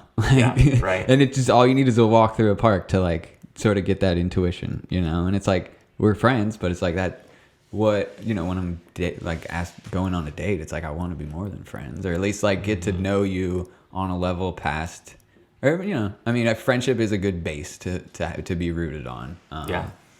But obviously, I'd like a little more of an intimate relationship if I'm being like, hey, let's both hang out. I mean, I be honest with each other and be like, if it is just, hey, I just want to hang out with you because I want to get to know you and be your friend, or it's like, I want to get to know you on other levels as well. So it's like, park and conversation and just talking and like just feeling each other's energy out. Essentially, and I think in a park or any spot in nature is a good place to do that.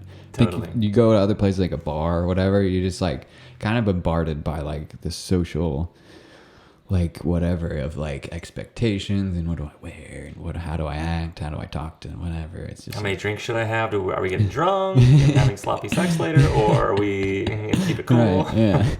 So I go to park, talk, and then figure it out from there. I don't know. Again, I don't have much experience in the dating world.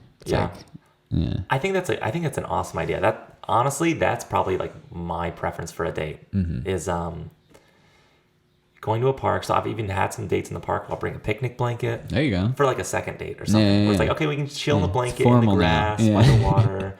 Bring like a bottle of wine or something. There you go. Yeah, it's a nice little like paradise thing. Yeah, like, here we are. Yeah, by taking a walk through a park, dude. Yeah, and I think the girl that I would want to spend time with, to her that sounds awesome. She's like, oh, you just want to like go hang out with trees? Yeah, okay, sweet. Yeah, it's like going to a bar. Right, it's a good filter if they're like, you want to go to a park? It's like, oh, never mind about the date. Yeah, you're not open-minded. I'll see you around. You don't like trying new things.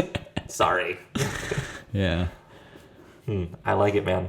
I would go on that date. I would do that.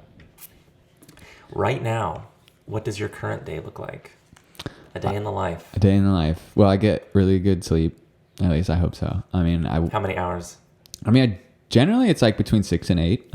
With this daylight savings time, I literally was in bed by 8 o'clock. Like I literally am trying. Like luckily I'm pretty free right now, and like my days aren't taken up. I'm like a lot of time that I have to give to other people in a way that it's like I can set my day up where if I need to go to bed at 8, like I've had enough time to do everything I need to do and like get in bed. Like no one's holding me back. So like last night I went to bed just damn near 8 o'clock, So dude, that's wild. Yeah. What time are you waking up? I mean, I woke up at like 5 today. Like when I woke up, I wake up, I notice my sleep cycles. Like after about 3 hours of solid sleep, I'll just like wake up, and then it'll be like maybe use the restroom and like just kind of fall back into sleep. So there's usually maybe 1 or 2 wake ups, which I've read is pretty normal. Like as far as our history of sleep as a species on this planet, like getting up in the middle of the night is pretty normal. Yeah.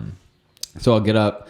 I will, I try to aim for like 5 if everything's hitting right. I'm up at 5 and early. So first thing I do is I go downstairs and I fill my water bottle up halfway, or I dump it out halfway if it's too full, and I put a little bit of Himalayan sea salt in there, and I squeeze a quarter of a lemon in there, and I chug that. That's like number 1, get the robot ready for the day. Like give it the lubrication that it needs in its internal organs or whatever, and like it just sort of wakes me up. And then it's usually like I sit down for meditation. Like that has really been a point of must do, and it's like, why wouldn't you? Like what else do you have to do at 5 a.m.? Like you're not like, and it's one really thing I've been getting away from and doing. I'm proud of myself for is looking at my like setting a time when I can open the iPad and do a little bit of work that I have to do. So I'll wake up. I like to be done with meditation around 6, and then it's sort of like just sort of set up my notebook, get my iPad and my headphones there, and then at like 6:23, I'm out the door to go get coffee. 6:23. 6:23. That's 6:23, 6:24. That way I can let them open for a minute or two and not be waiting at the door. Like I've timed it, so it's like I'm never like waiting at a locked door unless maybe the people at Coffee Emporium are a little slow to open. But it's like then I go get my medium dark roast coffee. And then, and that's my little like ritual walk. And it's nice that it's cold now because it wakes me up. So I'll go get coffee and I'll come back to my spot. And I'll put the headphones on. I got nice, like, I call it psychedelic ambient music. So I'll put that on and, like, I'll go to work. I have like 5 different accounts that I manage on Instagram that all have enough followers. Like, I don't want to sit here and brag, but I know you have at least 100,000 on one of them. One of them has 160,000. My Grateful Dead one has almost 30,000. I have an Olsen Twins one with 15,000. Yes. I do admire them, and it's very bizarre. But again, part of me just like accepting who I am. I mean, I've been like, I don't know, sort of part of me is like, oh shit, you're giving it away to the icon stuff. But I also see them as like, they're like rock stars. Like, they are really doing celebrityism in a way that I don't think most people have the power to do. Like, because they're very like anti-Kardashian-esque in that they don't really like vie for publicity. They almost don't want it. Like, they're artists. Like, they run their fashion. They have a fashion house called The Row. And so, I mean, I'm just posting pictures of them because I just like their style, and they're just always like, and there's 2 of them. There's weird. It's magic. Yeah. And they're fraternal twins. Like, they're not identical twins. They're not identical twins. They do not have the same DNA. They look pretty similar. Yeah, that's the bizarre part is like, well, one's taller than the other. One's like right-handed. One's left-handed. So they're like fraternal. Like, they have different DNA. You know, like identical is identical DNA. So that's another weird thing, and I'm just like, oh, that's weird. Like, and I've been into them since I was like pre-pubescent, so it's not some like they're so hot. Like, I mean, I think they're beautiful girls, or beautiful women, but not exactly my type traditionally. Yeah. But yeah, so I will update all these accounts. Well, and then I'll go in on my shameless Instagram account plugs, but I have one called Holo Shaman that's like all like 3D art.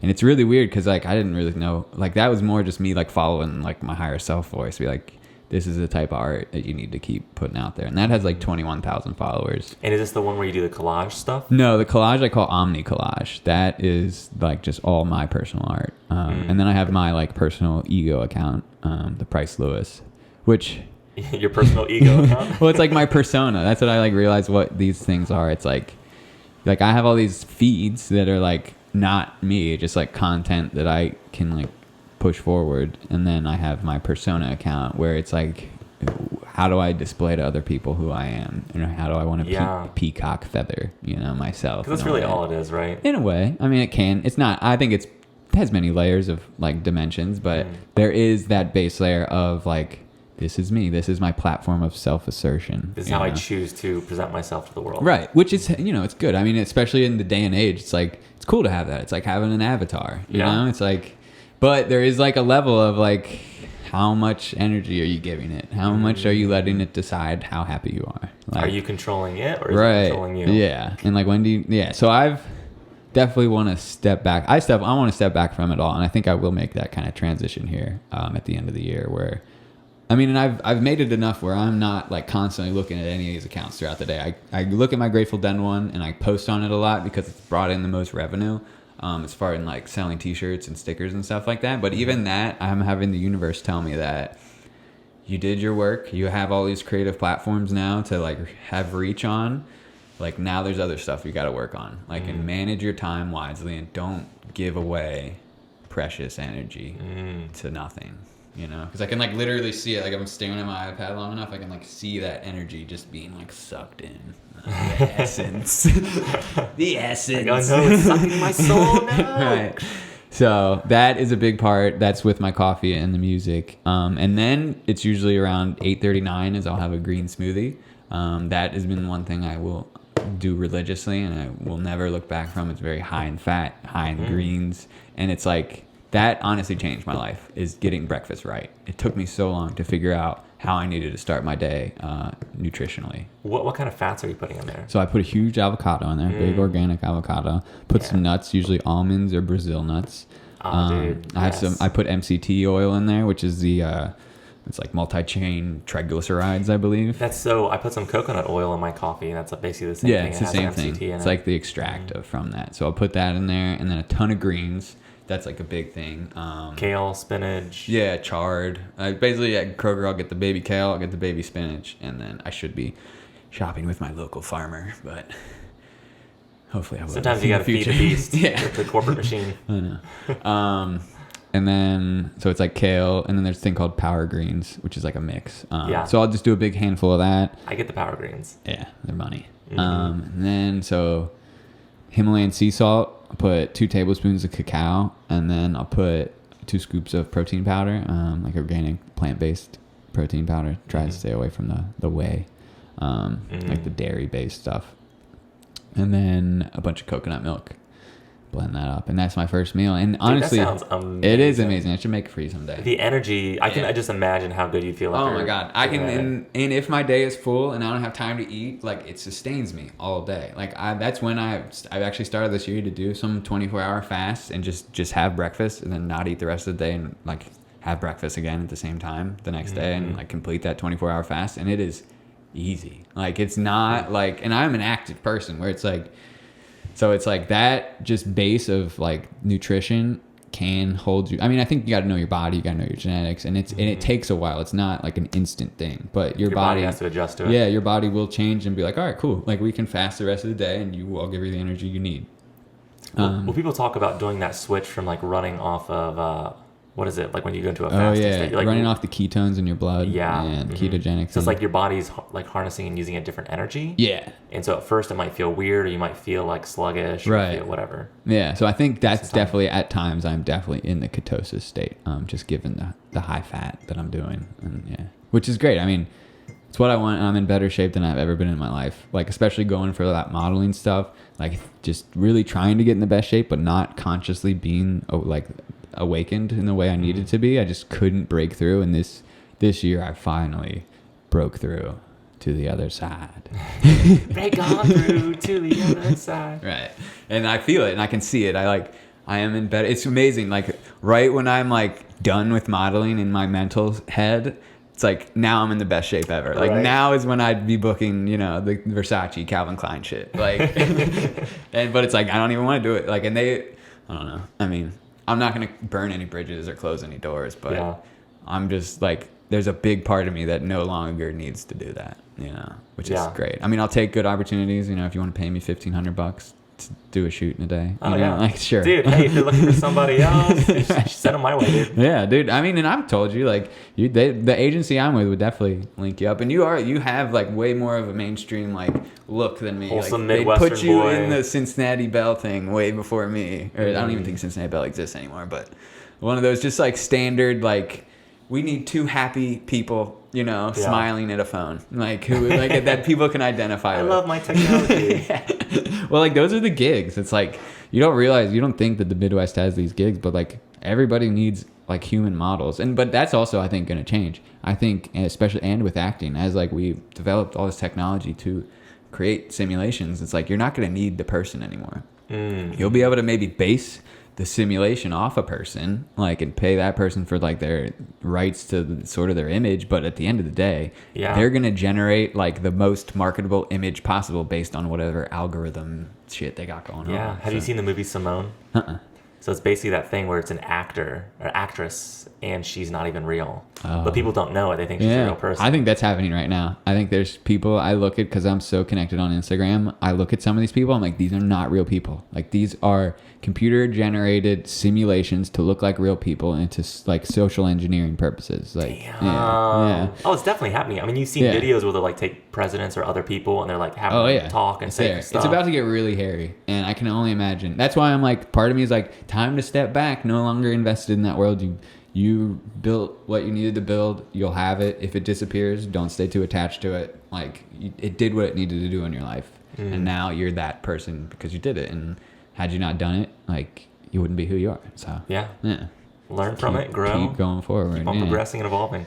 All right, so after 9 a.m., after your smoothie, what's the rest of your day? Is it just like artwork? That's usually where I'm like, all right, who's got me? Like, I got a guy in Clifton who I help make food for. I do the pedal wagon. That's usually later in the day. I landscape during the summer. I have about 3 or 4 people who know I'm available for like work. So I'll try to have like, if I'm lucky, I'll have a few hours with them so I can like make some money. But otherwise, it's like usually around 9 or 10. I'll head up north to sort of take care of some, like I'll have t-shirts and stuff I need to ship. I like to drop them off at the same post office just because, I don't know, I'm just very like traditional like that. But I think all this is changing now too, because I was circling back to my parents' house so often because it's like they got an empty nest. There's a workout room. Like there's stuff I can do there, which I like to do. Like it's like if I don't have to go to YMCA, I'd rather go work out, and jump rope in my driveway. Like, so that's been changing recently. I've been doing that less and less. But that is usually like my midday is go take care of your shipping, do any grocery or any errands, and work out. I'm doing it less now because I'm getting like a little more busy, and I don't think I need to work out as much, like just because my body is where it needs to be. And it's like the more I push it, I could be doing damage, at this point. So it's like just the maintenance curve phase. it out, into just a nice like 3 times a week kind of a light yoga, body-based workout. And then it's like once I'm back, I love that moment when I'm back at my apartment like in the afternoon and I have nothing on the agenda for the rest of the day, and it's like, all right, now that's when the art comes in. That's when it's like, should I read, should I play guitar? Those are the big 3 right now: art, read, and guitar. It's like I don't want to be sitting on my iPad. I've just started watching the new Dark Crystal series on Netflix, which I recently for the first time saw the old movie on an airplane.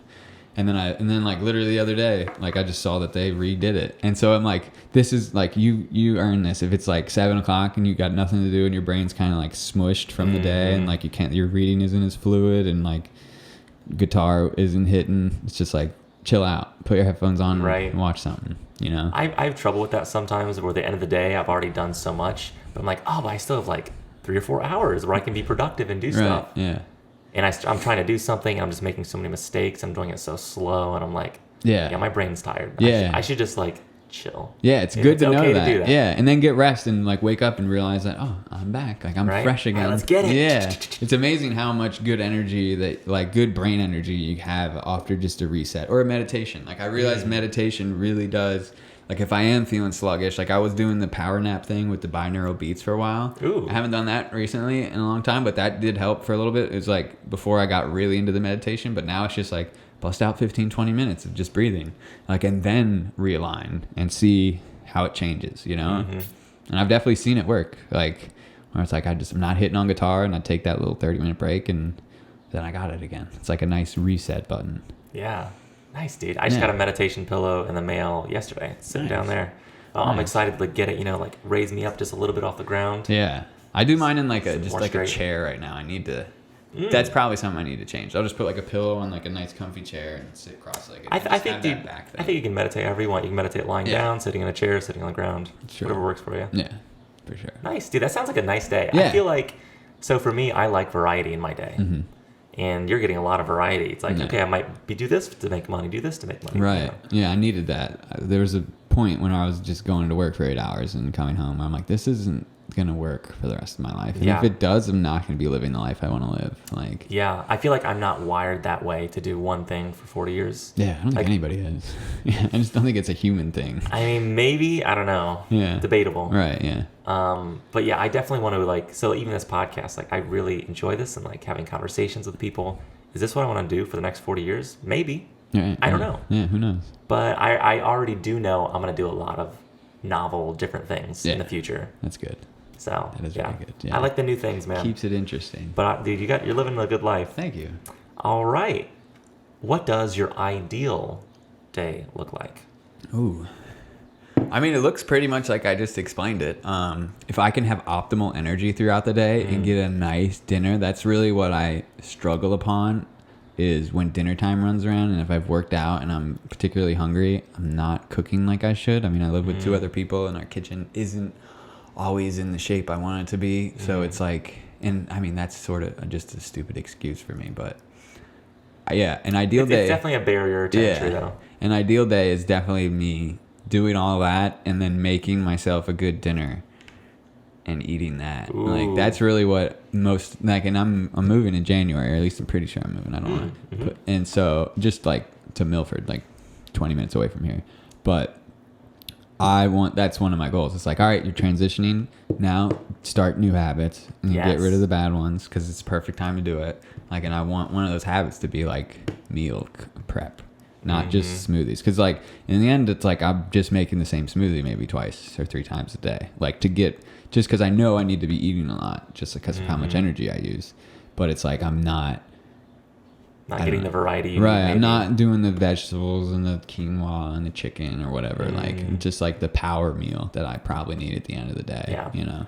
Dude, I make some wicked power meals here. That's key. And it's just, it takes maybe 15, 20 minutes to whip something up. Maybe 15 minutes. The more you do it, the easier it gets, Yeah. That's really the first barrier for me is just start, Yeah. And what I'll do, what makes it easy for me is I get a lot of frozen vegetables. So you got frozen broccoli, frozen whatever. And a lot of times that stuff is better than actually getting fresh vegetables, because what they're doing is they're, picking it or whatever, and they're flash freezing it when it's at its peak freshness. Oh, okay. So it's kind of like, pause. And so you're actually, a lot of times it's more nutritious getting frozen stuff. But there's a stigma against anything frozen, like, oh, it's not as high quality. Yeah. But this fresh stuff has been on a truck for like half a week Weird. in transport, and it's been degrading. And that frozen stuff is like, pause. Right.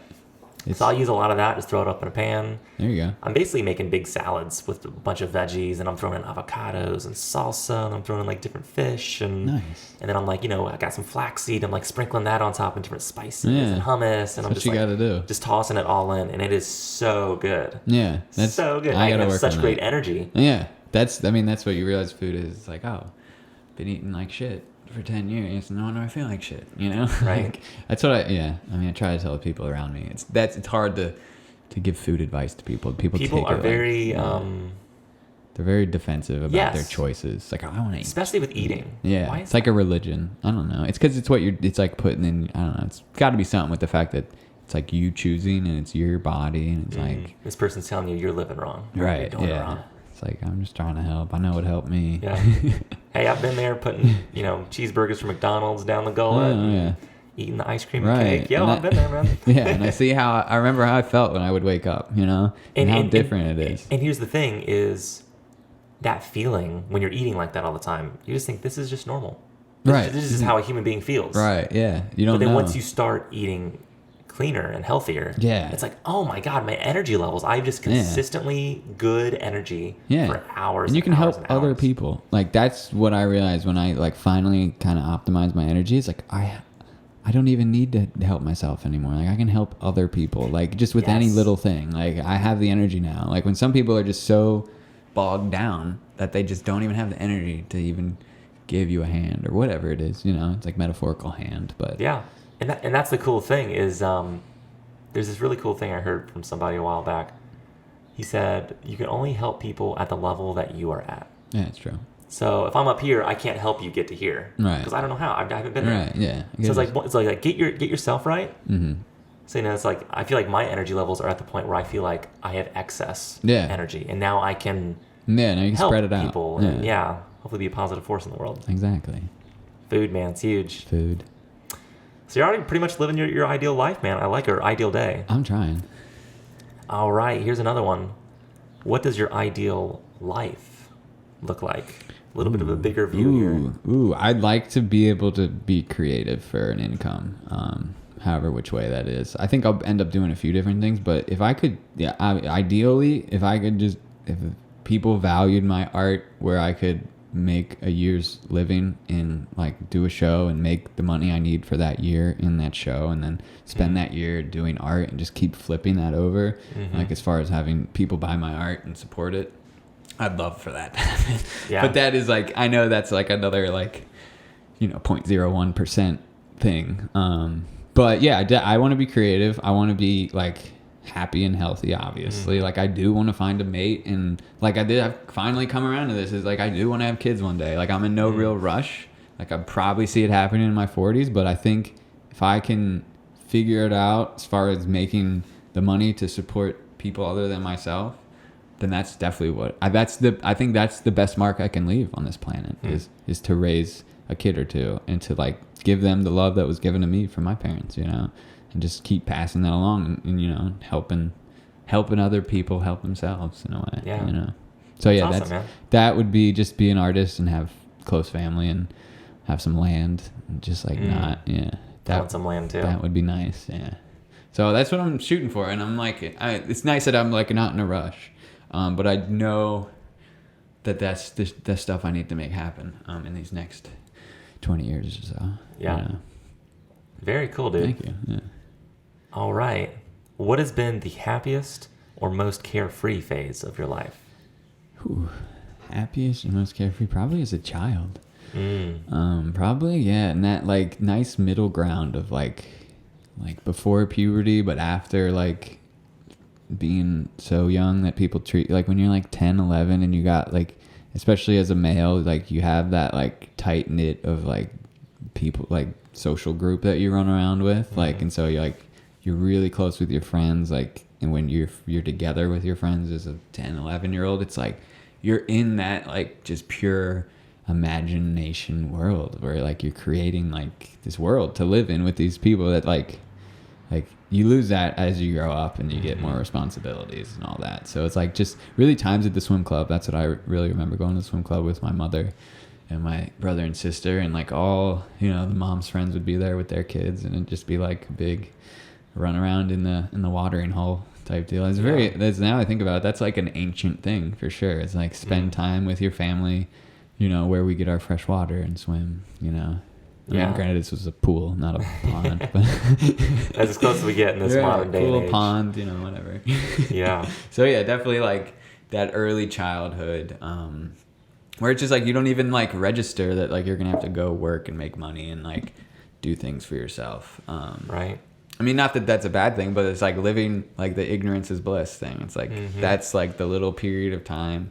I mean, and I had such a good family like growing up that it's like we were, I mean, it was almost again to that spectrum point where it's like, were we too sheltered from like the potential like negatives of things, you know? It's like that. So when it does hit us inevitably, we aren't so like shocked that it's like you're not as resilient because you didn't have to deal with hardship. Yeah. So yeah, but definitely that period of time for sure. Being a kid. I remember when I was 16, I remember thinking to myself, this is probably one of the best ages because I'm old enough to drive. Right. I have a license.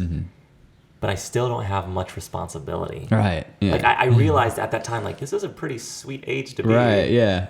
I took that position in college, and it probably didn't help me much. But I was just like, I kind of just said like, fuck it. Like this is the only time I'm gonna get in life to not do anything. And I mean, granted, I was wrong. Yeah. Like as long as if you can chess move your life in a well enough position, you can create some really nice freedom, and it's better than that collegiate freedom because there's no like there's just not less attachments and things, stuff like that. But yeah, I know what you're talking about.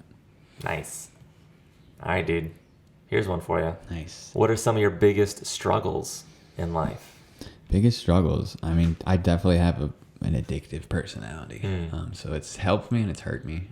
I can relate to that. Yeah, I've smoked a lot of weed in my life. Spent a lot of money on plant matter off a black market. Paying $50 for 3.5 grams of plant matter. So that's definitely something I've struggled with. And now I truly feel like I'm turning a corner on it. Like I feel like I've gotten the signs from the universe to be like, we can't work through you if you continually consume like this. Like use it as a tool, you know, and not as a crutch. Yeah, exactly. So that's definitely one of my struggles is like beating out some of these like habits that aren't productive, you know. And I do think that cannabis has helped me a lot, but I do think that there is a line between, like you said, tool and crutch. So yeah, that's definitely probably the biggest thing I struggle with is just having discipline when it comes to consumption in that form. And just like I think, you know, I'm very introverted, so it's like but I do have like plenty of social skills. It's just like in the past I've struggled with like utilizing them in the proper way, I guess. Like I would need to, you know, I think I'm in the transition, but just being more open with people and like saying yes more often, that not just being like, no, I want to stay in, I don't want to do anything tonight, you know. When it's like the universe is kind of calling you to do things through people, it's like maybe you should listen type deal. So I'm starting to, and you know, I'm doing my best to listen. You're blossoming even more. Yes. You're like that tree, dude. The 1,000-petaled lotus. Awesome. Yeah. You know, I definitely had my phase of smoking hard. Yeah, I think we all do. It's all like Because it is like you are activating. You're like coming into you're like coming in touch with new parts of yourself through the plant. I feel like, especially with weed, what it's doing is it's definitely getting you more in touch with yourself. Yeah. And it's like you're almost like diving into your subconscious a little bit. It's like you're always on the surface of the water when you're sober. It seems like every now and then you get little things from your subconscious telling you things. But then it's like you're diving down a little deeper, and now you're down here swimming around like, oh man, I feel like I'm just more in tune with the programs that are running my brain, and just, whatever. Yeah, you get like insight into more of reality. It's like psychedelics light. Yeah, that's I mean, what weed is. they call it a mild hallucinogen. It's like when you're like, as far as drug classification goes, and I think that's pretty spot on. You know, it's like it is a mild, and it's not like physically addictive. Like it's not even like coffee. It's like, if you go ham on coffee for a week and you take a day off, like you're gonna feel it. Oh yeah, you're gonna have a headache. Right, but with weed, it's more like, I think it's definitely like an energy thing, and it's like more of a psychological thing than anything. Yeah. So it was really the morning smoking that was getting me. It's like, because I loved that wake and bake with that coffee, the hippie speedball. Now, if you're going to be doing like art and stuff, that makes sense to me. Or I think for me, what really helps is with idea generation. Yeah, for sure. If I just want to like come up with a lot of ideas and like really get my brain going on certain topics, there's things like smoking weed is great. Yeah. But I like doing it in the evening when it's like, okay, I've already been productive today. Right. I can feel good about doing this. Like, this is unstructured time where I can do whatever I want. For sure.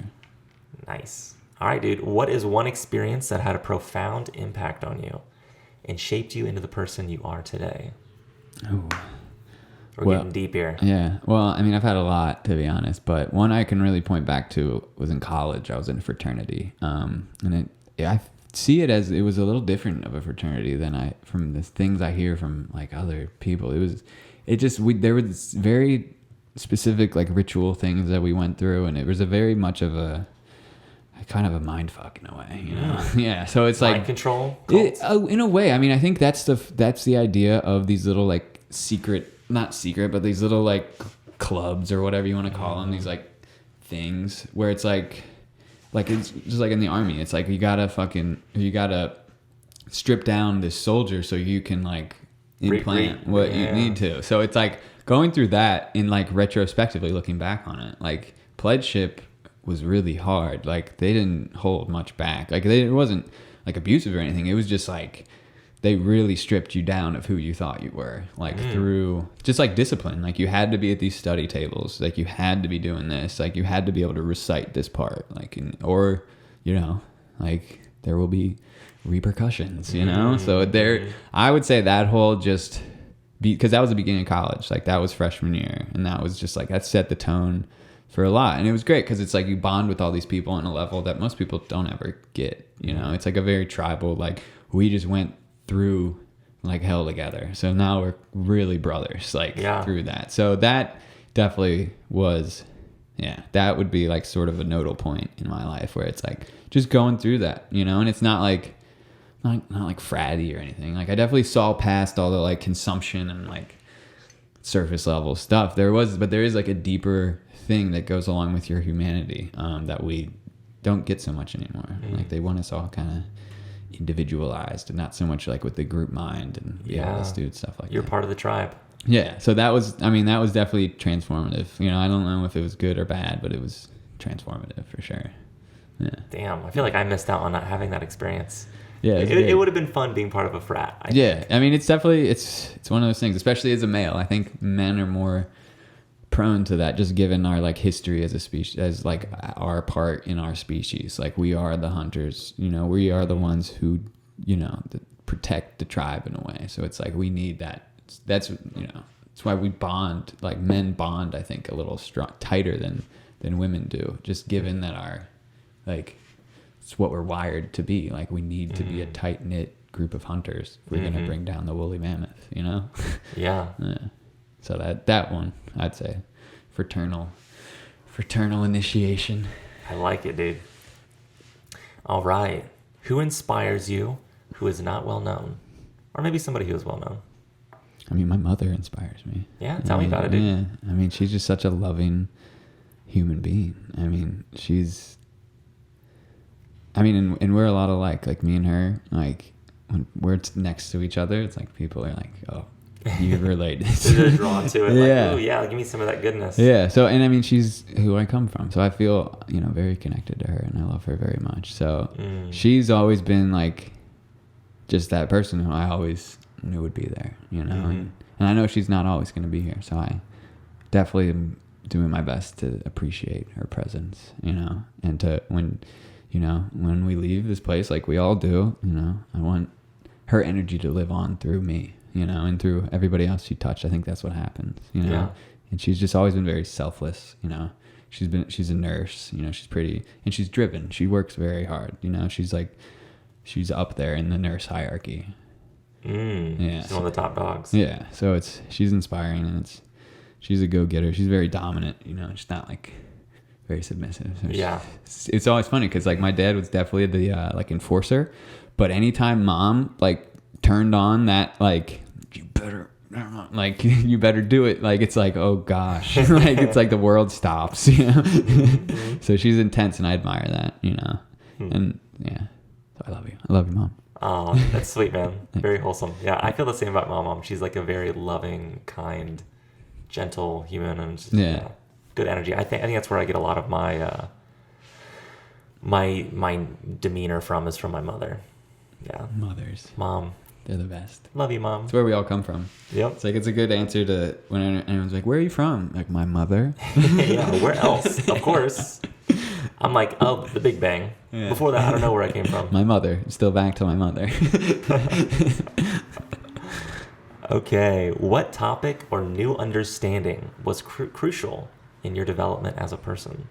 Oh, definitely psychedelics. Like that whole just like realm of plant medicine in a sense, and some of it, less of a plant-based stuff, but just the ulterior realms of the ulterior realms of consciousness that are able to be like explored through molecular compounds. That definitely changed me, and I was, I think that's the type of person I am. I don't think everybody's wired that way, but I think I'm someone who needed to go through that, to live the fullest life here. Like it's sort of like for me, it was like you gotta die before you live. It's like that's certainly what it did to me. It killed off a lot of cells that didn't need to be here anymore.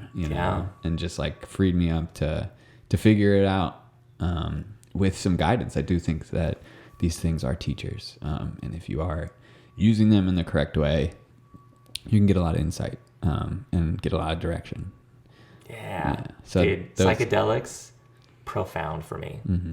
I felt like I was already on a pretty good path, but psychedelics is just like, okay, I'm gonna start evolving 20 times faster. Yeah, it's like a personal evolution, just like on quantum steroids. Jumps. Yeah. Yes. Which is good. I think that's what it's for. I think that is what this planet needs. I know no one, like a lot of people don't like to hear that, but it's like that's the quick key. Like I wish everyone had time to do 20 years of yoga and meditation to attain these states. Like I wish we don't have that time. Like it's like we need people, like not everybody, but like I think it's one of those things. It's like if you're gonna be in a position of power, you need to know about this stuff, and you need to experience it, and you need to because otherwise you're not guiding this place in a way that, like, most likely you're not going to be guiding this ship in like the most accurate direction if you're closing yourself off from those realities that exist.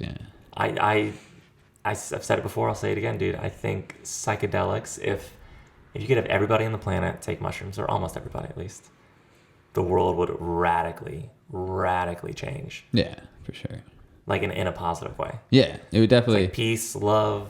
Yeah, it would wake empathy. People up to a lot. I've stepped away from the whole like everybody needs to do it, just because I see the hive thing in our species, where it's like there are people who need to do it. There are people who just don't need to do it. Like from my perspective, where it's like there are people who just like it wouldn't so much help. Like it's just like the path that they have and the inspiration, like that's good enough. Like to, I mean, I think I think where it really can help everyone is at the end of their life.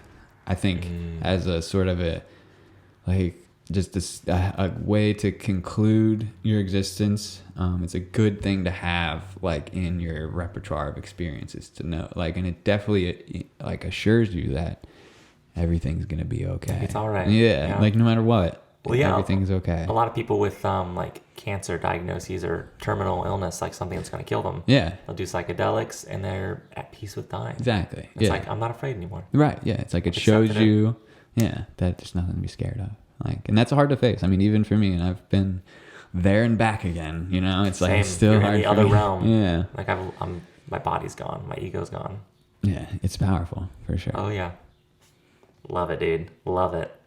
All right, what book, podcast, show, or other form of media would you recommend that you've recently checked out?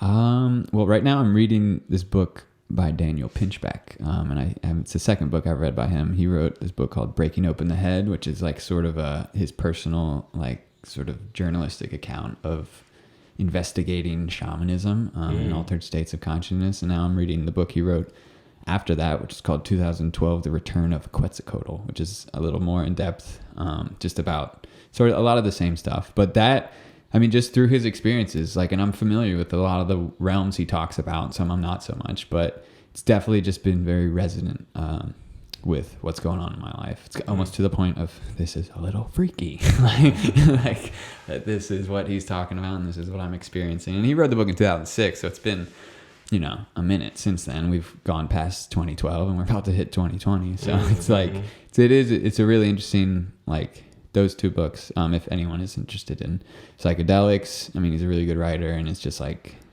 I'm almost done with that Quetzalcoatl one. And then Duncan Trussell's Family Hour podcast. It's been something that I've been listening to. Family Hour. Yeah, that's what he calls it. Duncan Trussell's Family Hour. But he's just, I mean, he's like the guy, I forget the name, but where he's a comedian, but he's definitely sort of transcended into more of a spiritual guide. Yeah. So he's definitely helped me just, again, through resonance and like just being able, like, it's so weird. When I started listening to him, I was working on a farm in 2017, and it was like pretty recent post breakup, and he had started this podcast because he had a podcast before it, I think called the Lavender Hour, with his partner, and they broke up. So that I would listen to that first episode of his Family Hour, and it was like Natasha and I are broken up. So it was just immediately a resonance of like, oh, this dude just went through what I'm going through, or like in this episode, like in these so just to like get that alone was like enough, where it's like, oh, it's like a brother, like to have an older brother giving you advice type deal. Yeah. Like,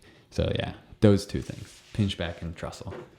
Nice. I'm reading a book on psychedelics as well right now. How to Change Your Mind by Michael Pollan. Okay. I've heard the name. So he talks about like the history, and he's going to talk about like experiences that people have, and also his own personal experience with it. So yeah, I've just gotten into the first bit of it, but it's pretty good so far. Yeah. Books are great. Books, man.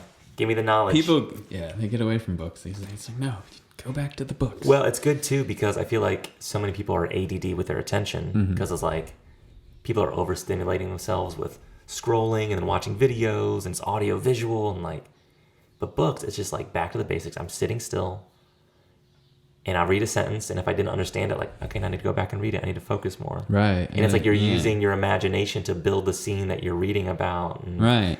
It's using your brain in a different way. Yeah, and you build a much bigger vocabulary, and you're able to speak clearer. Like, it's way more productive than scrolling the gram. Yeah, it's active instead of passive. Right, exactly. Like, this is just passive, like watching videos. Oh, it's just popping up. I'm not doing any work. Right. You've already done the visuals for me. I don't need to use my brain. Yeah. Cool. Books, man. Yeah. Dope. Yes. All right, dude. Last question. Wrap this thing up. All right. If there's one piece of wisdom or advice you would share with your younger self, what would it be? I'd just say keep going, never stop. That's the best advice I ever got. And, well, it's like, I guess, if you want to do something, do it every day. Like, those are the things. I mean, I guess I kind of had those as, like, I guess, real younger self. Like, I came into those, maybe 8 years ago. Like, but... yeah, just to keep going. Like, don't focus on the end. There's no end. Like, it's the journey, It's the process, man. Yeah, it's the journey. It's not the destination. I think I would just remind myself that, just like, because that's in my points of frustration and anguish or whatever. That's generally what I'm forgetting, is that like, it's the process. It's not that you're not where you want to be. It's that you're going. And you keep going. Yeah, dude. Dude, words of wisdom, man. I love it. Thank you. Well, Price, thank you so much for coming on here, thank man. you. I really appreciate it. Thank you, great. dude. It's been awesome. Yeah. My man. Love you, dude. Love you too, dude. Namaste. Namaste.